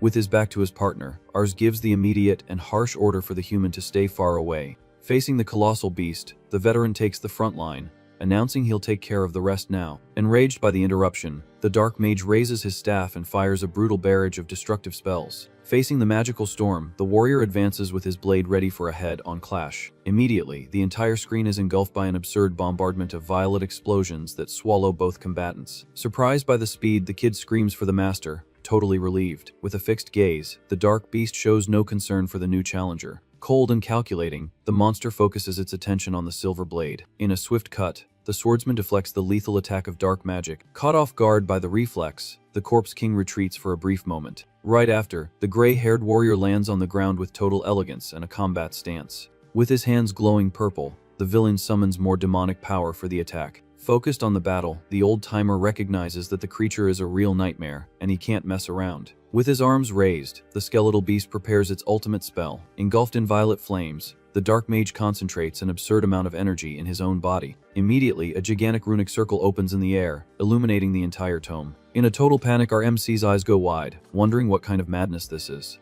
With his deep voice echoing in the cave, the boss announces the deadly technique called End of Stars. In the blink of an eye, a colossal pillar of pure destruction crashes down from the ceiling, tearing through the air. Completely terrified, the player lets out a scream, thinking he's about to be turned to dust in a second. Firm on the front line, the master holds back the absurd explosion using only his own sword. The thunderous clash of powers shakes the dungeon, sending rocks flying everywhere. Through sheer brute force, the old-timer protects his student from the lethal impact, acting as a human shield. From the sweat dripping down his face, the veteran shows that holding back that spell is no joke for anyone. Far away, the crater raises a cloud of dust as the energy confrontation continues. From above, the villain looks down on the humans as if they were just defenseless insects.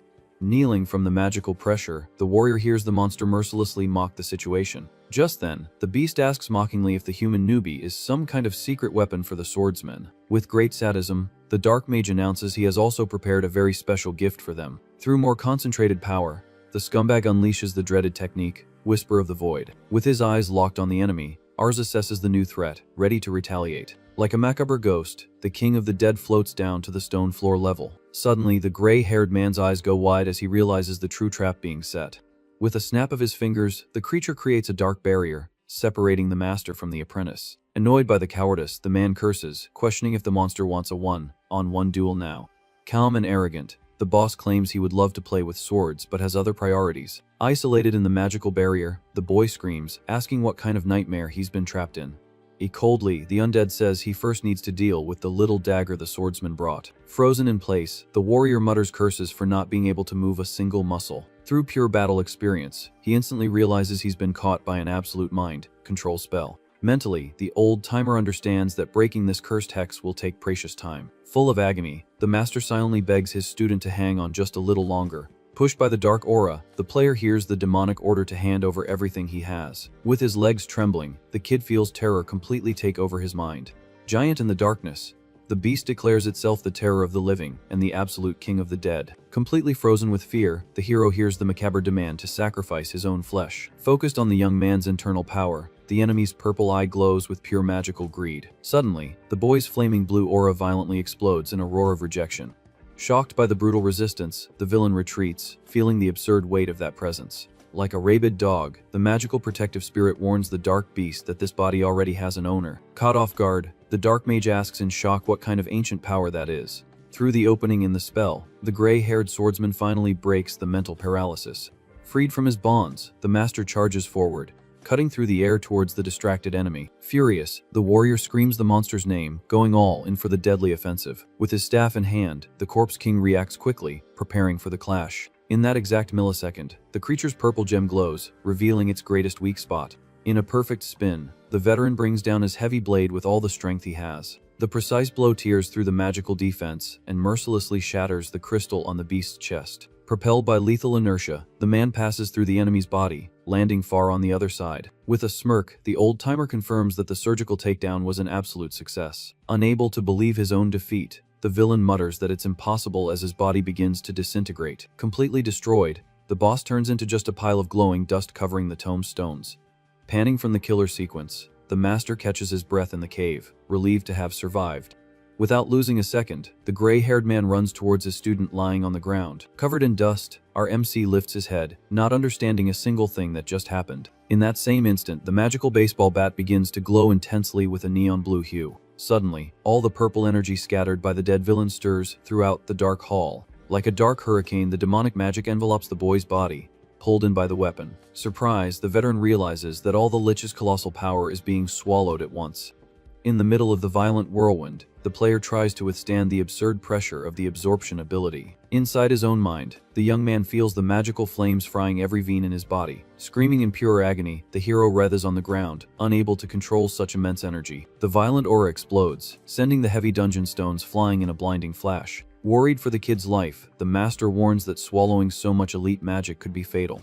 After the light show, the young man collapses face down on the stone floor, completely out and drained of strength. In a quick run, the old-timer desperately screams, telling the boy to react and wake up. Kneeling beside the sprawled-out body, the warrior checks for vital signs, fearing the power has destroyed his apprentice. Suddenly, a strange voice echoes in the darkness, calling for Lord Asclepius. With his survival instincts blaring, the swordsman gets up and focuses his vision on the shadow in the ruins. Confident again, the gray-haired man lets out a smug smile, having recognized exactly who crashed the party. Firm steps and high heels echo in the dark room, approaching the unconscious kid. Like a bizarre echo in his mind, a mysterious voice calls his name, demanding he find Aenir. With a jolt, our hero wakes up at once, letting out a desperate scream. Completely alone, the boy blinks in confusion in the middle of the empty, destroyed dungeon. Lost, the MC looks all around, trying to figure out what happened while he was asleep. Screaming, the young man calls for Ayres and Clo without getting any response from the darkness. Just then, the player's vision focuses on a bag and a note left on the stone floor. Straight to the point.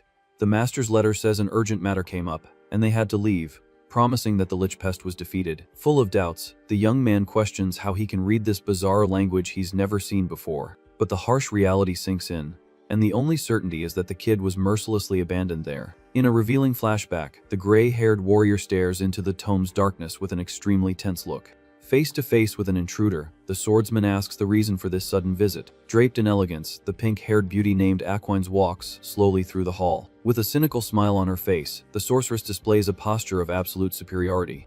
Without beating around the bush, the woman decrees that His Majesty the Emperor demands the immediate presence of Lord Asclepius. Annoyed, the veteran questions the reason for this official summons happening so suddenly. With pure mockery, the mage asks why so much sudden formality from a brute warrior. With each step, the woman reminds him that the so-called emperor never asked for permission for anything before. With a scowl, the gray-haired master shows he deeply hated the visitor's intrusion. With a snap of her fingers, the sorceress opens a red portal and suggests they discuss the details back at the royal palace. Out of the corner of her eye, she notices the boy's body and comments that Ayres' job there is done anyway. In that exact millisecond, little Clo comes running and screams her partner's name in a panic. Desperate, the little fox asks if the young human is alive and wants to know what happened to the supreme monster. Completely frozen, the girl's eyes go wide as she comes face to face with the mysterious woman. With a sadistic smile, the beauty points a finger at the little one as if recognizing the girl.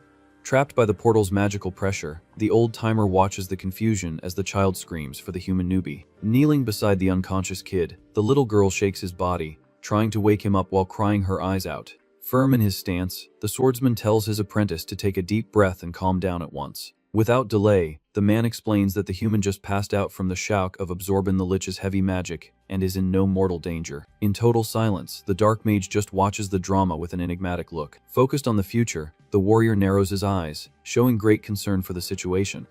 With his gaze on the unconscious young man, the master mentally confesses that several anomalies from that fight are bothering him a lot. To break the tension, the old-timer calls his partner's name in a very urgent tone. Quick in his decision, he orders Clo to stuff food and a map in the backpack for the player to manage later.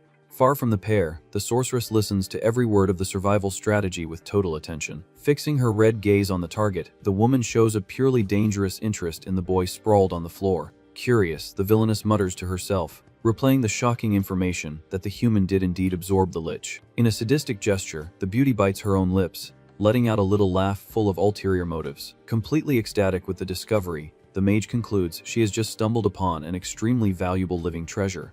Under the woman's order, the group is told it's time to leave before they grow roots in the tome. To finish the job, the swordsman places the life-saving backpack right next to the sleeping kid. Side by side, the master and the little girl walk sadly towards the red light of the teleport. Suddenly, the veteran stops right in front of the mage, blocking her path.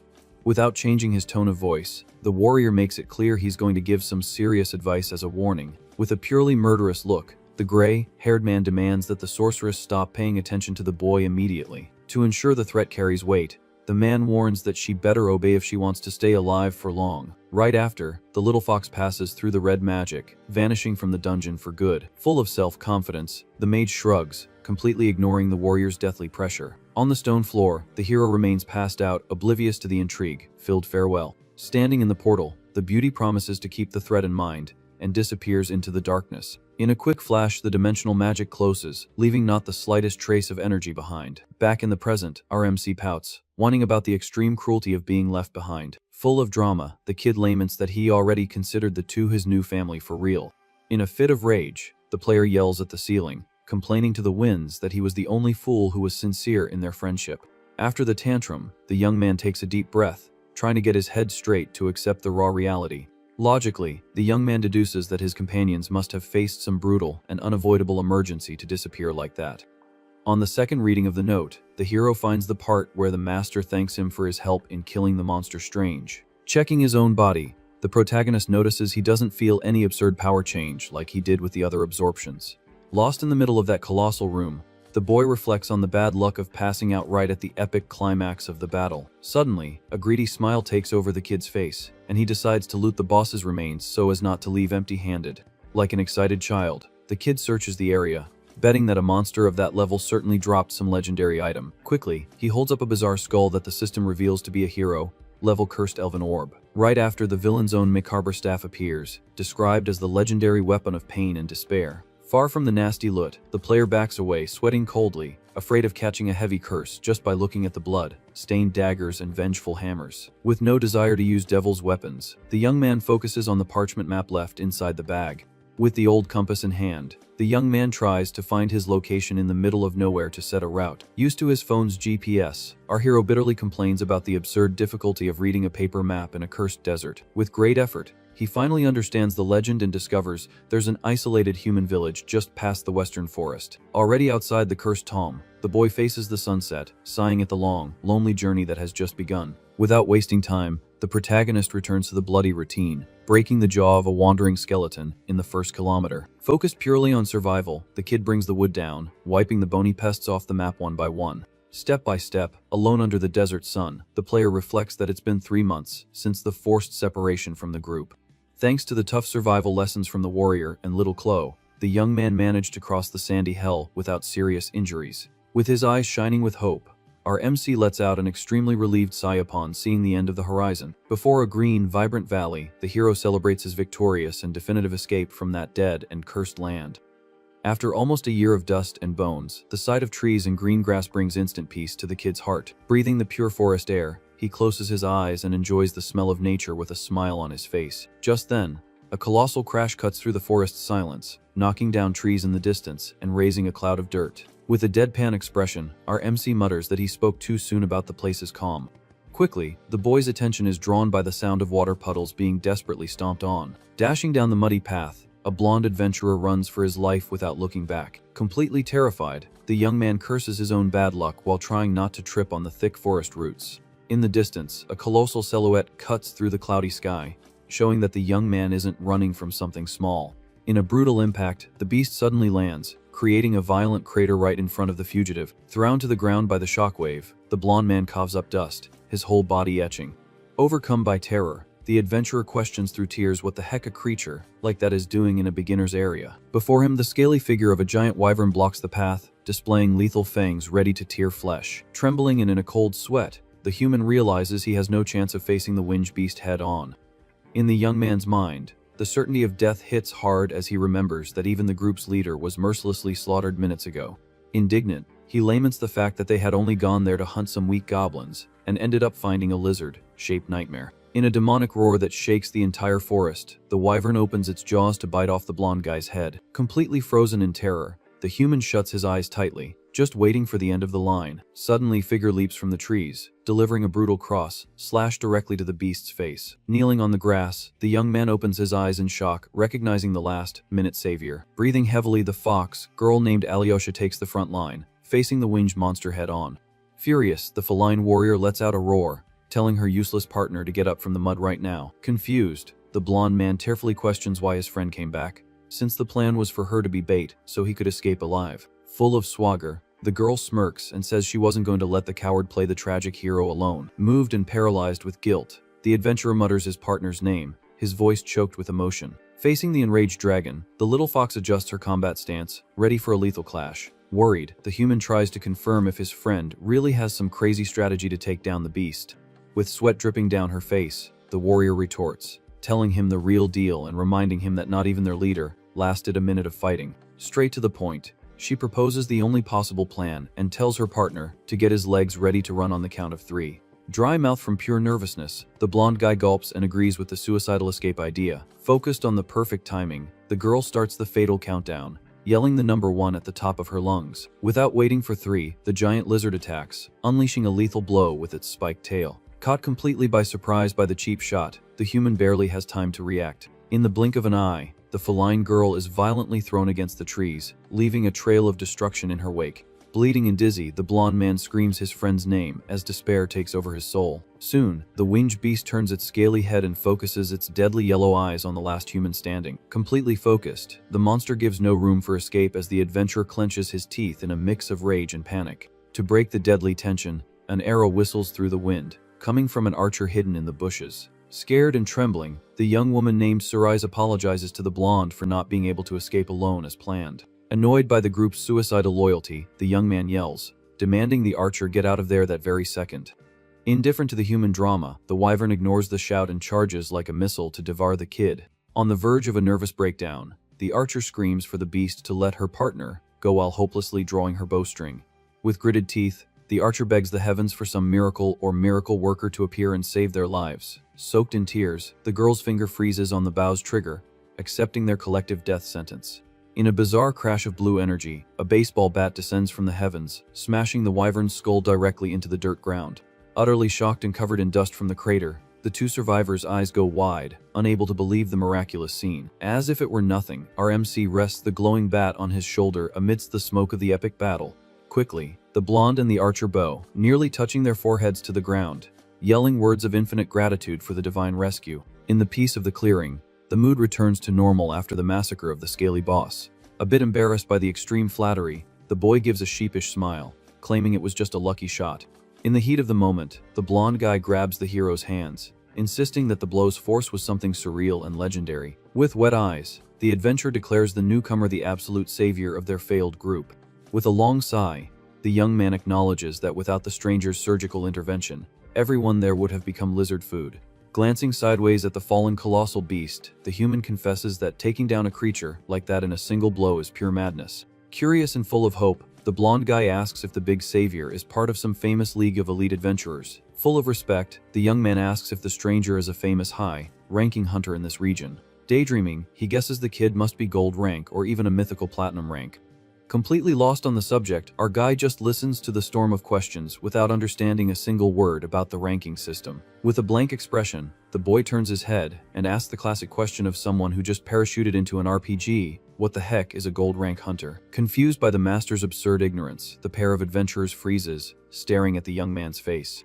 With a slight smirk and sweating nervously, the kid tries to hide his complete lack of knowledge about the world he lives in. Trying to piece things together, the shocked blonde concludes that the mysterious boy must be from another planet or dimension. Far away, walking down the dirt path, the adventurer carries the injured fox on his back while they chat casually. Scratching the back of his neck, our hero agrees with the duo's crazy theory, admitting it's a bit hard to believe his own isekai story. Understanding, the archer quickly defends the MC, stating that the guy who saved them from death would never make up such a silly lie. But deep down, the archer mutters softly, trembling that interdimensional travel is too heavy a weirdness for common folk to process.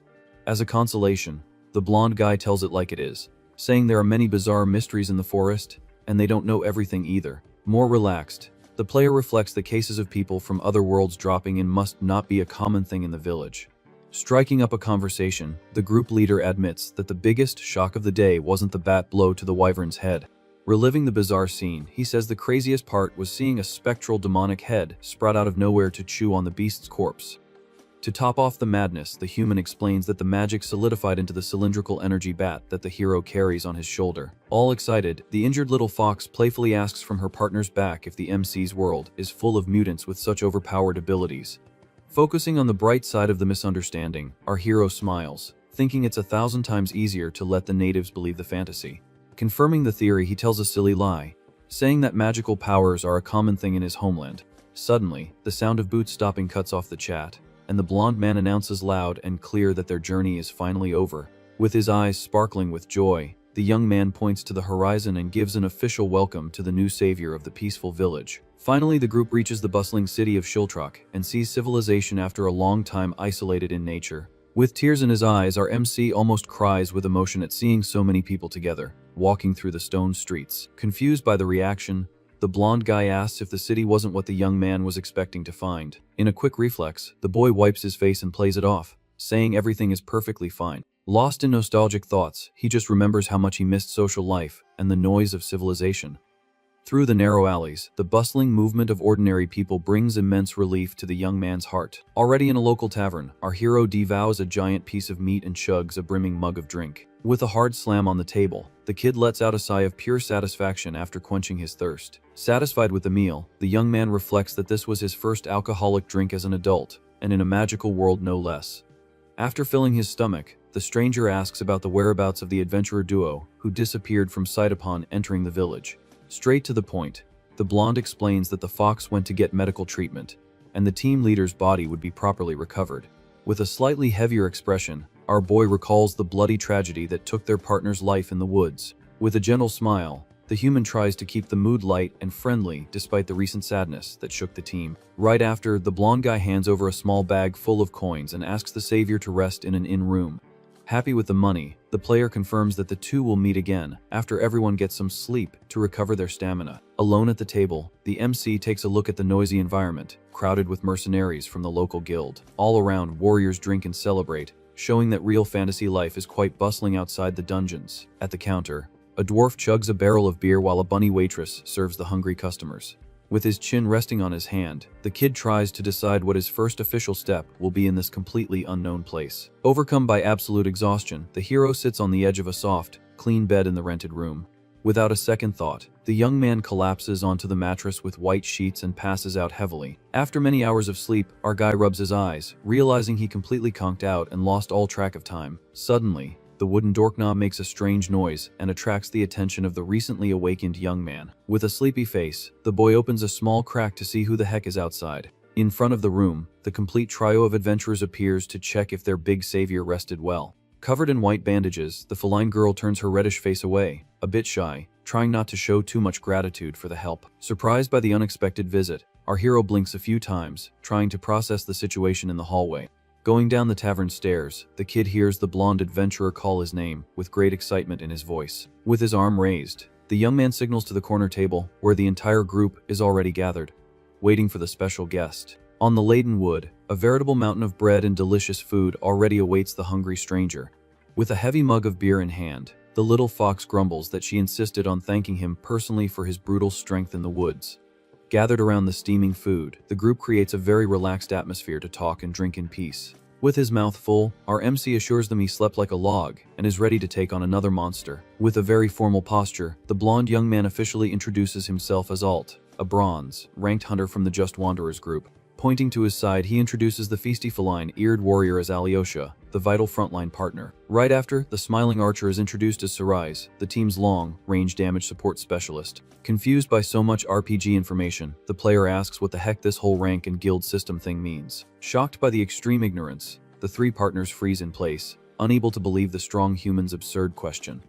Sweating coldly, the kid remembers that the warrior heirs had mentioned something about silver and gold ranks in the past. Trying to break the ice, the blonde guy smiles in relief and begins to explain how the world's system really works. With great patience, he details that hunters slay dangerous monsters and complete quests, forming groups of at least 4 people. In a mental infographic, the levels rise endlessly from steel and bronze class to the legendary mithril rank. Straight to the point, the lower ranks focus only on hunting wild animals and handling smaller jobs for the local guild. Moving up in rank, silver brings together veteran warriors in heavy armor who deal directly with cruel beasts. At the top of the basic food chain, gold hunters form the absolute elite, leading entire teams through deadly dungeons. Above them all, platinum warriors are so incredibly rare that the blonde claims he's never seen a single one in his entire life. As unattainable legends, the owners of the maximum mithril rank are considered the supreme gods of war on this continent. To give an idea of their rarity, only 3 of these absolute beasts are still active, killing monsters today. Focused on devouring another piece of his plate, our hero concludes that these shiny little plates are basically everyone's ID cards. Because of this vital importance, stealing ranks is extremely common on the black market, generating truckloads of easy cash. With a humble smile, the human confesses that their team's bronze class at least pays for their daily dinner at the tavern. With his head full of new information, the stranger slumps his shoulders and complains that his brain is already melting with so much theory. Mustering his courage, the blonde partner swallows hard, suddenly changing the conversation's tone to a much more serious subject. Noticing the change in atmosphere, the young man stops chewing on his bone and focuses all his attention on his nervous ally's face. Without beating around the bush, the human clasps his hands and makes the official invitation, asking the savior to fill the empty spot on their team. Caught completely by surprise, the kid points to his own face, indignant, and asks if the invitation is for real. Waving his arms, the warrior explains that the spot opened up after the leader's death and that the hero needs money and temporary documents to survive in the city. Analyzing the generous offer, the MC mentally agrees that having a fixed group would greatly help in his search for information on how to get back home. Suddenly, the feline girl jumps up and slams the table violently, announcing she's heard absurd rumors about the newbie's strength. Suspicious of the legend, the fox crosses her arms, calling the story of the flying lizard killed in a single blow a bald-faced lie. In that exact millisecond, another aggressive hand slams hard on the table's wood, startling the entire group of adventurers. Completely hysterical, a preppy blonde in a fancy dress screams, accusing the newbies of making up impossible tall tales to gain fame. With a grim expression and cold eyes, our guy glares at the scandalous busybody who just popped up in the poor folks' tavern. Annoyed by the snooty intrusion, the feline warrior bares her teeth and tells the called Marie to get lost pronto. Full of narcissistic poise, the noble leader scoffs at the fox, asking in a mocking tone what a mangy pet is doing eating at the human's table. Furious at the unprovoked attack, the feline-eared girl nearly jumps at her rival's throat, while the blonde tries to hold his friend back to avoid a deadly fight. With a malicious smile on her face, the annoying intruder enjoys every second of the chaos she just caused in the room. Completely ignoring the humiliating show, the player just turns his head and goes back to sipping his hot broth in total spiritual peace. Demanding physical proof of the called epic combat, the preppy girl asks where the valuable items that the colossal beast supposedly left for the group are. Sweating nervously, our hero and the blonde adventurer exchange tense glances, knowing they didn't retrieve a single valuable horn from the lizard's corpse. Faced with the deafening silence, the rich woman lets out a shrill laugh to humiliate the rival team in front of the entire guild. With her face close to the blonde guy's, the spoiled brat insists that the story of heroism was just a pathetic lie created by losers with no future. Tired of the shouting in his ears, the MC raises his voice, telling the crazy girl to take a step back and get out of his space right now. With a deadly, narrowed gaze, the noble girl challenges the order with superiority, asking what will happen if she simply disobeys a commoner's order. Completely oblivious to the danger, the guild leader yells in the kid's face, aggressively demanding to know what he thinks he can do against her in that crowded bar. With veins popping on his forehead, our hero loses his patience for good. Grabbing the edge of the table, overcome by fury, the boy flashes a maniacal smile, warning that the noble brat has completely crossed the line. Face to face, the two exchange harsh insults as the preppy girl calls the young man a filthy peasant from the trash. Suddenly, a redhead guy appears out of nowhere in the middle of the feud, smiling and apologizing for the confusion. Caught by surprise, the player stares at the newcomer, not understanding the man in black's intention.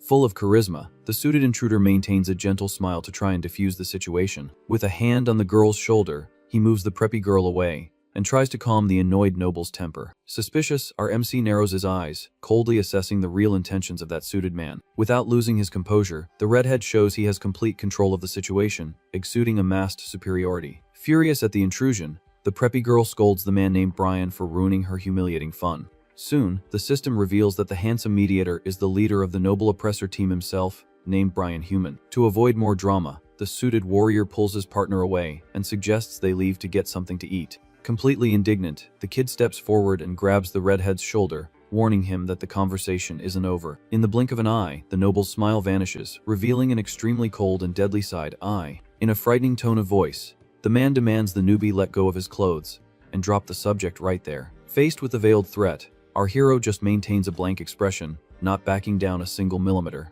Tired of the nonsense, the boy retorts in the same vein, decreeing that the noble duo has tested his patience to its limit. In the middle of the guild hall, the atmosphere grows incredibly heavy as the two sides face off, ready to fight.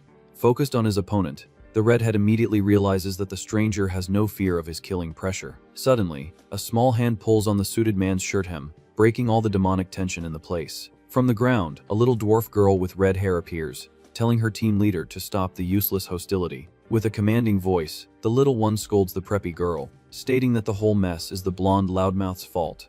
Defeated by the angry shorty, the tall noble sighs deeply and accepts the reprimand without arguing. With his guard down, the player listens to the newcomer offer a formal apology for the scene their team just made. Soon, the girl introduces herself as Aaron, the team's dwarf, justifying that the story of the lizard, killed in one blow, sounded too much like a lie for the noble to swallow. Surprised by the little one's maturity, the young man just observes the crazy power dynamics of that bizarre group. Without mincing words, the kid jokes out loud that the smallest member there is by far the most adult of all the nobles. Caught off guard by the direct compliment, the dwarf looks away, a bit embarrassed by the human's sincerity. At the back table, the blonde guy and the archer from the MC's team watch the feud unfold, completely mute with tension. Laughing casually, our protagonist accepts the apology and says he doesn't want to start any serious trouble on his first day in the city. Thanking him for his great understanding, the dwarf drags the blonde preppy girl away before the drama can start again. Totally relieved, the archer Sarai smiles and praises the hero's monk, like patience in dealing with the arrogant nobility. With the stress over, the boy focuses on what really matters and asks his blonde partner what the next step is. Determined to become an official mercenary, he demands to know what he needs to do urgently to get his guild license. To explain properly, the blonde guy pulls out his own shiny bronze, class identification plate, showing the model. Straight to the point, the adventurer says that signing up at the counter is super fast, but requires paying a registration fee in cash. Genuinely worried, the partner asks if the stranger has enough money, since they haven't split a big prize yet. Rummaging through his makeshift leather pouch, the kid pulls out the golden coin left over from looting the corpse mage's tomb. With his eyes bulging, the blonde's jaw drops as he sees a pure gold coin shining in the newbie's palm. Quickly, the adventurer explains the local financial system, where a single piece of gold is worth an absurd 1,000 silver crowns. Full of innocence, the protagonist breaks into a huge smile and asks if that amount is enough to pay the guild fee comfortably. In absolute shock, the ally yells that the registration costs only 500 crowns. And the young man has literally double that wealth in his hands. At the revelation of his purchasing power, silence once again dominates the tavern table as the group tries to process the fortune. After the paperwork and guild details are sorted, the team leader decides they will set off on a journey today. Confused by the sudden rush, the kid asks if the team is already hitting the dangerous road again. Patiently, the blonde guy explains they need to repair various damaged equipment and rest before facing the deadly subjugation request. Scheduling their reunion, the partner says the whole team will gather again at that same bar in exactly 3 days. Startled by the long time frame, the hero repeats the number, totally indignant at so much idle time on his schedule. With a reassuring smile, the adventurer winks, trying to calm the newcomer's battle anxiety. To ensure a comfortable stay, he informs him that the inn where the boy is sleeping is run by the guild itself and is very safe. Giving a golden tip, the blonde suggests the young man strike up a conversation with the folks at dinner, since the place is full of experienced mercenaries. To kill the unbearable boredom, the partner also informs him that the newbie can already pick up some easy quests from the main board at the reception. Pledging blind loyalty, the leader guarantees that even if the boy doesn't want to join the team for good, they will do the monster subjugation together. More relaxed, our MC thanks him for the urban survival tips and says he'll think carefully about the team's offer. Side by side, the trio of injured partners says goodbye, waving as they walk out of the hall, leaving the young man on his own in the city. Alone at the wooden table, the kid lets out a heavy sigh, digesting the madness of that hectic morning of fights. Mentally, the young man admits that the crazy feud with the nobles almost made his batter's blood boil for real. Staring at the small piece of golden metal between his fingers, he tries to process the monstrous purchasing power of that little treasure. Quickly calculating in his head, The player remembers that the entire team's hearty breakfast cost only 3 crowns per person the day before. Shocked by the crazy inflation, the hero screams internally, realizing that a single gold coin can cover 20 straight days of lodging and all. You can eat food. Collapsing onto the table in pure financial despair, the boy cries, remembering the easy, bill-free life he had in his baseball homeland.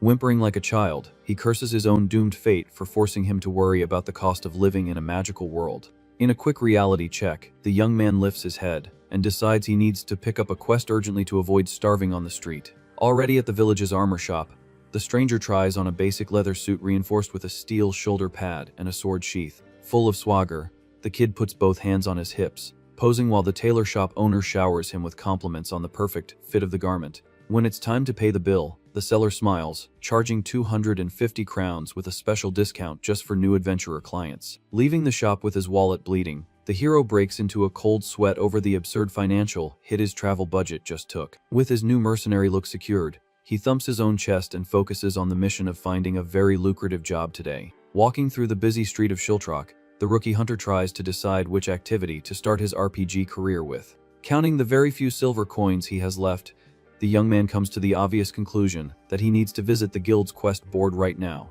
With firm, loud steps, the boy enters the main hall, heading straight for the fox-eared receptionist at the counter. Slamming his palm down on the wooden counter with force, the hero brandishes his identification plate, showing he's not there to play around. Exuding pure confidence and bloodlust, the player flashes a huge smile and asks for the best hunting job available in today's catalog. Very politely, the receptionist shatters his illusion, explaining that steel plate newbies can only take manual labor and delivery quests in the city. Completely crushing his expectation of an epic adventure, our muscular MC ends the day hauling heavy sacks of flour on his back to a local farm. Stuck in the thankless routine, our hero spends the whole day cleaning horse manure in a stinky barn. Right after, the manual labor continues, and the kid has to scrub a mountain of dirty clothes by the cold river. Annoyed by the humiliation, the boy grumbles that he's become a glorified handyman instead of a lethal monster hunter. Under an orange sunset, the young man walks back to the village, dragging his feet from pure exhaustion. Already inside the tavern, the player laments that he worked all day without feeling a drop of glory or progress in his adventurer career. With sweat dripping down his face, he stares at the meager 30 coins in his palm and cries over his daily misery. With a deep sigh, it sinks in, and the MC accepts that adult life is a nightmare in any dimension. Far from the inn, an absurd smell of roasted meat catches the hungry young man's attention on the street. On the hot grill, the mysterious skewers sizzle on the coals, releasing an irresistible smoke. Overcome by hunger, the rookie hunter wipes the drool from the corner of his mouth and decides to blow his wages as a reward for his effort. For just 3 crowns, the strange snack seems like the best dinner option for someone who's broke. At the first bite, the boy's eyes light up in shock, praising the magical seasoning that beats any modern food. Behind him, the square's movement continues as normal, while the young man devours the meat, without a thought for tomorrow. Suddenly, a magical, glowing compass points directly at the distracted hero in the middle of the street. Hidden under a large hat, a mysterious figure focuses her green eyes directly on the target marked by the artifact. Enchanted by the wonderful flavor, the kid holds up the empty skewer, demanding another portion from the stall owner. Right at that moment, a small, delicate hand firmly pulls on the adventurer's shirt hem. With his cheeks stuffed with food, our MC turns his head, completely confused by the approach. Before him, a beautiful girl with pointed ears and a witch's hat smiles charmingly and confidently. Without the slightest shame, the elf looks into the boy's eyes and calls him Destiny, with a straight face. Totally lost in the conversation, the young man chews slowly, trying to process the stranger's bizarre sentence. To confirm the madness, the player points to himself, asking if he's the so-called destined hero, and gets a very dry eyes. With an expression of absolute boredom, the stranger demands to know where the crazy girl got that loony idea. Full of conviction, the little witch leans on her knees and reveals that it's all part of a grand prophecy from her master. Artifact in hand, the elf decrees that the magical compass points only to the savior of the world who was lost around here. Indignant at the cliché RPG talk, the boy gives an ironic laugh, questioning how anyone would believe such a flimsy script. Furious at the mockery, the girl puffs out her chest and introduces her mentor as Denise, the legendary witch of the prophecy. Confused, the kid tries to remember if he's heard that weird name in the village, or if she's just some random charlatan. Firm in her defense of the wise woman, the elf guarantees with a flaming gaze that the predictions have never failed in the continent's entire history. In pure mockery, the MC fakes a pain in his shoulders, asking if the old woman predicts rain, leaving the girl red with anger. Stomping her foot, the little witch demands respect for her master and forces the freeloader to eat his words and apologize. Straight to the point, the hunter crosses his arms, wanting to know the practical advantage of taking on the so-called hero title. With her eyes sparkling, the elf promises to use incredible magic to help the savior on any quest he needs. Full of swagger, the kid questions what guarantees the girl that her magic is useful for his current goal. Caught off guard, the girl stammers, saying the obvious goal is to save the continent, but gets a giant no right in her face. Without beating around the bush, our MC lays it on the line, saying his only focus is to return to his own homeland as soon as possible. Totally lost, the little redhead repeats the young man's words, unable to process the story of a hero from another world.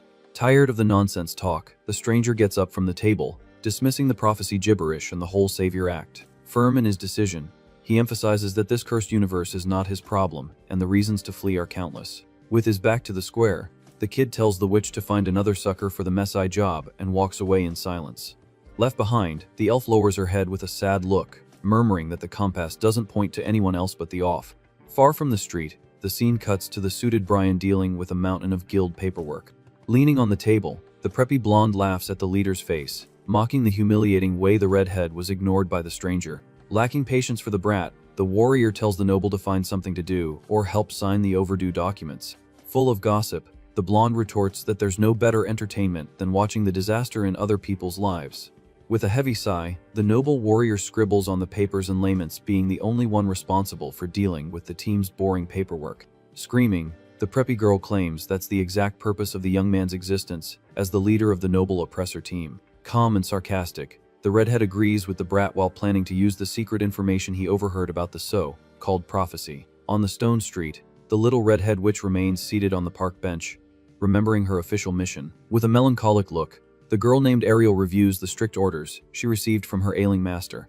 In an emotional flashback, the old sorceress places the golden, shiny artifact in her favorite student's hands.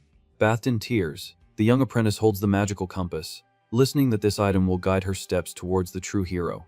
With a glowing eye, the wise master gives the final order, telling Ariel to move forward without looking back. Enveloped in a divine magical light, the old witch's silhouette bids farewell, wishing her disciple luck on her epic journey. Back to the harsh reality, the sound of heavy flour sacks hitting the ground completely shatters the dramatic mood. Drenched in sweat, our MC wipes his forehead after hauling weight all day like a pack mule at the local farm. Very kindly, the old lady who owns the ranch praises the young man's hard work, handing him his daily payment. With his back aching, the boy forces a gentle smile for his boss, hiding his frustration at doing humiliating work. In the late afternoon, the peaceful farm scene is bathed in the sunset light as the young man gathers his equipment. Hidden behind a stone wall, the elf Ariel spies on the stranger in complete silence like a professional stalker. Keeping an eye on the scene, the little witch finds the strong guy's behavior strange, accepting mediocre delivery jobs all afternoon. After seeing the hero thank the old lady for a few extra coins, the elf immediately deduces that the savior of the world is completely broke. With the artifact clutched to her chest, Ariel questions her own master, doubting if this buff beggar is really the continent's salvation. Hopeless, the young woman closes her eyes, embittered and lost, not knowing which way to turn in her impossible mission. Suddenly, a shiver runs down the girl's spine as a deep voice easily breaks her cover. Tired of being followed, our MC crosses his arms, announcing he noticed the elf on his tail all day. In a quick step past the intruder, the kid tells the girl to turn around and go cry to her prophecy, making master. Very firmly, he reinforces his rejection, saying he has zero aptitude for playing anyone's destined hero. With her head down, the little witch holds her breath and mutters about her mentor with a voice filled with pure sadness. In a heavy revelation, she says that the wise sorceress has already passed away, leaving the boy completely frozen with shock at the blunder. Full of guilt for his insensitive comment, the young man turns his head and offers a sincere apology for the huge screw-up. With her face clear of tears, Ariel clenches her fists and changes the subject, recalling the stranger's absurd goal of returning to his homeland. After taking a firm step towards the giant, the shorty promises with all her might that she will help the human achieve this crazy objective. Surprised by the unexpected proposal, the hunter's eyes go wide as he hears the magical girl's loyal and crazy offer. With a flaming and determined gaze, the elf swears she will support the hero, no matter if the mission is to break space, time, or clean horse manure. With a firm tug on a white armored glove, the team prepares their gear for another day at the guild. Alone on the wooden bench, the blonde elf waits for the rest of the team with a look of pure boredom. Suddenly, the archer Sarai's voice breaks the silence, calling her partner's name. Worried, the girl quickly says she couldn't find the big stranger anywhere in the inn. Surprised by the news, the warrior lifts his head, finding the newbie's disappearance very strange. A bit downcast, the blonde soon deduces that the hero must have fled, scared of the deadly commitment. With a loud stomp, the armored noble preppy girl pops up out of nowhere, mocking that the cowardly stranger ran away, afraid of being exposed. With a grim face, the blonde asks why the fancy team is fully armed inside the hall. With that unbearable smile, the spoiled blonde mocks, asking if the losers haven't heard the latest news. Straight to the point, she says that terrible rumors about bizarre monsters from other regions are haunting the village outskirts. Full of herself, the noble points to her own chest, bragging that her team will be conducting the official patrol of the area. To add to the humiliation, the preppy girl throws it in their faces that the blonde's group is under observation for having lost their leader and being too weak. Furious at the mockery, Alt clenches his fists and tells the noble to shut up and stop offending their savior. Confused, a horned girl from the noble team asks who Dan is, while the suited redhead recalls the feud from the other day. In a fit of rage, the archer Sarai slams her bow on the floor, yelling she won't tolerate any more disrespect towards the stranger. Between hysterical laughs, the preppy girl mocks their loyalty, claiming she saw the so-called savior very busy on a romantic date. Utterly shocked, the adventure duo repeats the word date, not believing the cheap gossip. To add fuel to the fire, the spoiled brat details that the boy was chatting with an elf about destiny and other nonsense. With a malicious smile, the noble bets that the stranger completely forgot his promise to help the losers to go on a date. Suddenly, the archer's eyes glow a murderous red, as she accuses the preppy girl of lying through her teeth. Terrified, the rich blonde backs away, feeling the brutal pressure and killing intent of the peaceful girl. Face to face with her rival, Sarai fumes that the hero came from another world and has no chance of getting a girlfriend in 3 days. Right in the middle of the shouting, the kid's familiar, calm voice echoes through the hall, asking who said he had run off. Caught red-handed, the preppy girl turns her head, startled, while the archer immediately stops her fit of rage. On the other side, the suited redhead and the blonde alt also widen their eyes towards the door. Full of confidence, our MC appears in the room, accompanied by the little elf witch right behind him. With a sharp and threatening gaze, the magical little redhead glares at the nobility, ready to defend her partner from any offense. In the most peaceful manner, the player raises his hand and greets the group, breaking all the tense atmosphere in the place. Surprised by the sudden arrival, the blonde guy jumps up, calling for the boy. Calm as always, our hero flashes a friendly smile at the team. Not understanding the gossip, the archer Sarai and the preppy girl stare at the newcomers. Furious with the situation, the spoiled blonde points her finger, yelling that the newbie is a traitor. Side by side, the MC and the elf witch just ignore the girl's outburst in total silence. Full of resentment, the noble shouts, questioning how he dares to trade the promised team for someone else. In an absurd scandal, the preppy girl calls the young man a shameless traitor in front of everyone. In an attempt to appease, the blonde alt quietly comments that it wasn't mandatory, but he really didn't expect this. Drawing all the attention, the elf Ariel walks up, all dressed up, showing off her pointed ears. Shocked by the new ally, the blonde adventurer asks how the heck the two of them ended up together. Scratching the back of his neck a bit embarrassed, our guy confesses that the story is quite complicated to explain. Full of attitude, the little redhead puffs out her chest, stating that she was the one who looked for him.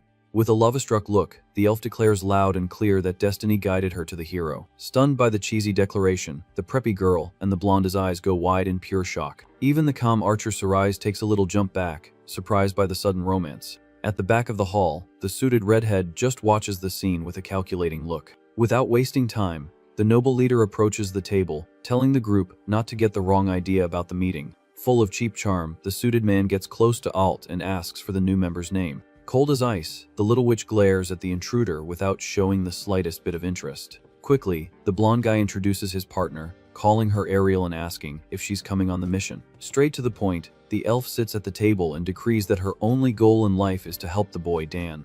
Impressed by her loyalty, the blonde comments to the archer that the redhead is very much the devoted wife type. Directly, Alt announces that the feline warrior hasn't fully recovered yet and won't be participating in the hunt. To reassure the group, our hero says it's okay, and he doesn't mind working with a smaller team. Excited about the finalized lineup, the leader pulls up a chair, announcing it's time to hit the road. On the system screen, the goblin monster's profile appears, detailing the short, ugly creature. As proof of its brutality, the green pest attacks mercilessly, using crude tools. With stolen boxes on their backs, the band of monsters proves that the real danger lies in their group attacks. Right there on the forest trail, the blonde explains that attacks on nearby villages have increased dramatically. To wrap up his point, he reminds them they were hunting these very creatures when they ran into the wyvern. Aware of the situation, our MC narrows his eyes but seems very bothered by something else. Keeping an eye on the path, the archer Sarai indignantly asks why the noble team is following them. In a logical attempt, Alt guesses that the suited ones came to investigate the monster anomaly. Full of arrogance, the preppy blonde tells the newbies to consider her presence an absolute honor. In endless mockery, she assures them they only came to protect steel, ranked nobodies. In an attempt to keep the peace, the blonde asks for calm and confesses that the noble oppressor group is indeed very promising. As proof of their fame, he reveals that the rich kids got promoted to silver rank in just 1 year with the guild. Suspicious of all this swagger, the player glares at the rich kids walking right behind. Unbearably, the spoiled blonde yells, asking where the elf came from and telling the girl to stop bothering them. With a sheepish smile, the blonde smooths things over, calling the nobles eccentric, while the archer promises to punch the brat. Focused on the mission, Alt says he needs to confirm an important detail before they enter the danger zone. As part of the strategy, the leader tells the protagonist to take the front line since he uses an impact weapon. For the rear guard, he designates Sarais and the elf Ariel to be responsible for long-range support. Curious about the newbie's talents, the adventurer asks what type of magic the witch specializes in. Confused by the technical question, the little redhead blinks a few times, not understanding what the blonde meant. Finding her reaction strange, the warrior scratches his cheek, asking if the question was too complex. In a magical infographic, the system illustrates the major classifications, showing destruction and augmentation. To complete the lesson, the categories of necromancy and alchemy shine on the screen to explain the mystical world. Using the nobles as an example, Alt mentions that the horned girl on the rival team masters augmentation magic. With a nervous laugh, the partner confesses it's the very first time he's teamed up with a real mage. As soon as it clicks, the elf Ariel slaps her palm, ready to answer the question. Suddenly, a lethal whiz cuts through the wind, crossing the forest at high speed. Startled by the surprise attack, the little witch's eyes go wide as she sees the danger getting too close. In a monstrous reflex, our hero pulls out his baseball bat and deflects the enemy arrow, saving his companion. Shocked by the absurd agility, the blonde and the archer panic at the sudden ambush. From the top of the rocks, a band of ugly goblins points their weapons, laughing at the humans' faces. Cold and focused, the protagonist's gaze darkens, assuming the deadly hunter's posture. Surrounded by the green pests, Alt screams a warning about the ambush and draws his sword at the same time. Back there, the suited leader Brian stops his own team's advance with an outstretched arm. With a mysterious smile, the redhead tells the preppy girl, there's no need to intervene in the fight now. From the sidelines, the suited man states that he will leave the combat in the hands of the newbie team. In an agile leap, one of the monsters screams like a madman and charges for a frontal attack with a knife. Mercilessly, our MC brings down the magical wood, shattering the creature's skull in a blue flash. After the violent blow, the impact throws the green body face down on the dirt ground, kicking up dust. With a confident smile of someone who's beaten worse, the player clears the battlefield. On the grass, the goblins' corpses pile up, riddled with arrows and with their heads smashed. Relaxed with the easy victory, the hero rests the weapon on his shoulder, celebrating the end of the massacre. With a wide grin, the boy confesses that the job was much easier than he imagined. Relieved, the blonde leader praises the newbie's absurd skills, confirming he's the team's main force. Breaking the victory mood, the archer Sarais frowns, finding the monster's behavior very strange. Eyeing the ground, the elf agrees, saying these pests usually only attack the weakest. In an investigative tone, the little witch concludes she was their first target, perhaps because they use different kinds of magic. In the background, the noble team remains standing like statues while Alt reflects on the size of the enemy band. Scratching the back of his neck, our guy mentally laments that he should have left one alive to get information. Ignoring the past, he points his bat forward and asks if the team wants to advance deeper into the forest. Curious about the conversation, the little witch asks what this so-called colony actually looks like. Without losing her composure, the noble questions if there's any way to talk to these green creatures. Suddenly, our hero senses a sinister and deadly presence right behind him. On the boy's back, a giant red monster appears, growling like a demon. Desperate, the blonde guy screams at the top of his lungs to warn his partner of the imminent danger. Quick on the reflex, the MC turns his head, facing death head-on. In a brutal pounce, the colossal creature lunges forward, ready to tear into the young man's flesh. Just in time, the preppy girl appears like a lightning bolt and blocks the lethal impact with her heavy shield. With pure strength, the blonde warrior grits her teeth to withstand the creature's blow. Stunned by the miraculous defense, the two adventurers' eyes go wide in pure shock. In a single jolt, our guy calls out the armored savior's name. Right after, the suited leader places a firm hand on the hero's shoulder, urging caution. Positioned for the fight, the noble oppressor team takes the front line, exuding extreme confidence. A bit confused, the player takes a step back and leaves the space free for the veterans. Cold and focused, the redhead's gaze locks completely on the scaly threat. Full of fury, the mountain troll bares its fangs, proving it shouldn't be in human territory. Straight to the point, the team leader comments to his partner that something is very rotten here. With her spear firm, the rich warrior tells everyone to keep their guard up. Facing the mountain of enemy muscles, the group knows well that this fight will be no joke. Full of courage, our MC pulls out his weapon and says he's going to jump into the fray to help. Dry and direct, the suited man rejects the newbie's offer on the spot. With a strong pull, the blonde guy moves his partner away, telling him the reality that they would only get in the elite's way. Even acknowledging the hero's raw strength, the ally insists on the idea of staying on the sidelines. Focused on strategy, the adventurer points out that an intrusion now would break the entire synergy of the noble oppressor team. With a heavy sigh, the blonde asks the stranger to blindly trust the rival team's skills. With little choice, the kid puts his bat away and agrees to just watch the confrontation. Nearby, the horned sorceress raises her staff, preparing the battlefield. In a commanding tone, the redhead calls the mage's name to start the show. Quickly, the girl closes her eyes, drawing an absurd amount of magic from her own body. In a bright flash, the conjurer fires the special technique to boost fighting spirit. In a wave of energy, the spell fortifies the bodies of the leader and the little archer. Immersed in magic, the preppy girl gains a deadly golden glow around her heavy armor. Shocked by the magical control, the blonde guy freaks out upon seeing 3 people receive buffs simultaneously. Like a cannonball, the redhead shoots towards the monster with his sword in hand. Enraged, the big red creature jumps with all its might, wanting to crush the blonde warrior. Firm on the dirt ground, the noble raises her shield, ready to take the hit. With a thunderous crash, the beast brutally collides with the sacred steel barrier. Gritting her teeth, the girl makes an absurd effort not to become meat paste. Through the perfect opening, the little dwarf shoots quick bolts from her crossbow. Too fast to be noticed, the suited man appears out of nowhere in the enemy's blind spot.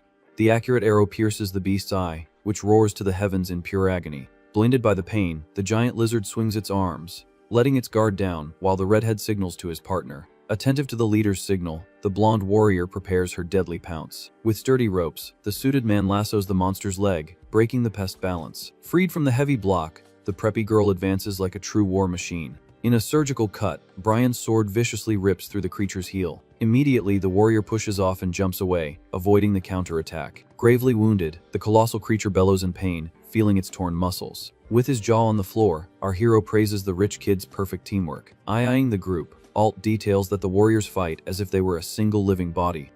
Full of respect, he concludes that the elite trained hundreds of times to achieve this perfection. Far away, the troll's regenerative magic is already starting to heal the deep wound. Focused on the damage, the noble notes that blinding it didn't cause enough lethal damage. Face to face with the healed beast, she points out that this immortal race is the worst possible enemy for the team. Strategically, the leader orders everyone to focus on the beast's heart to nullify its regeneration once and for all. Famous for their flawless technique, the nobles have only one terrible weakness on their record. Due to their light weapons, they lack the massive destructive firepower to take down tougher monsters. On the front line, the redhead's short daggers do little damage to armored carapaces. To make matters worse, the group's sorceress only provides support enhancements without any magical explosions. In the rear, the preppy girl wields a mounted lance that is useless for mobility on the ground.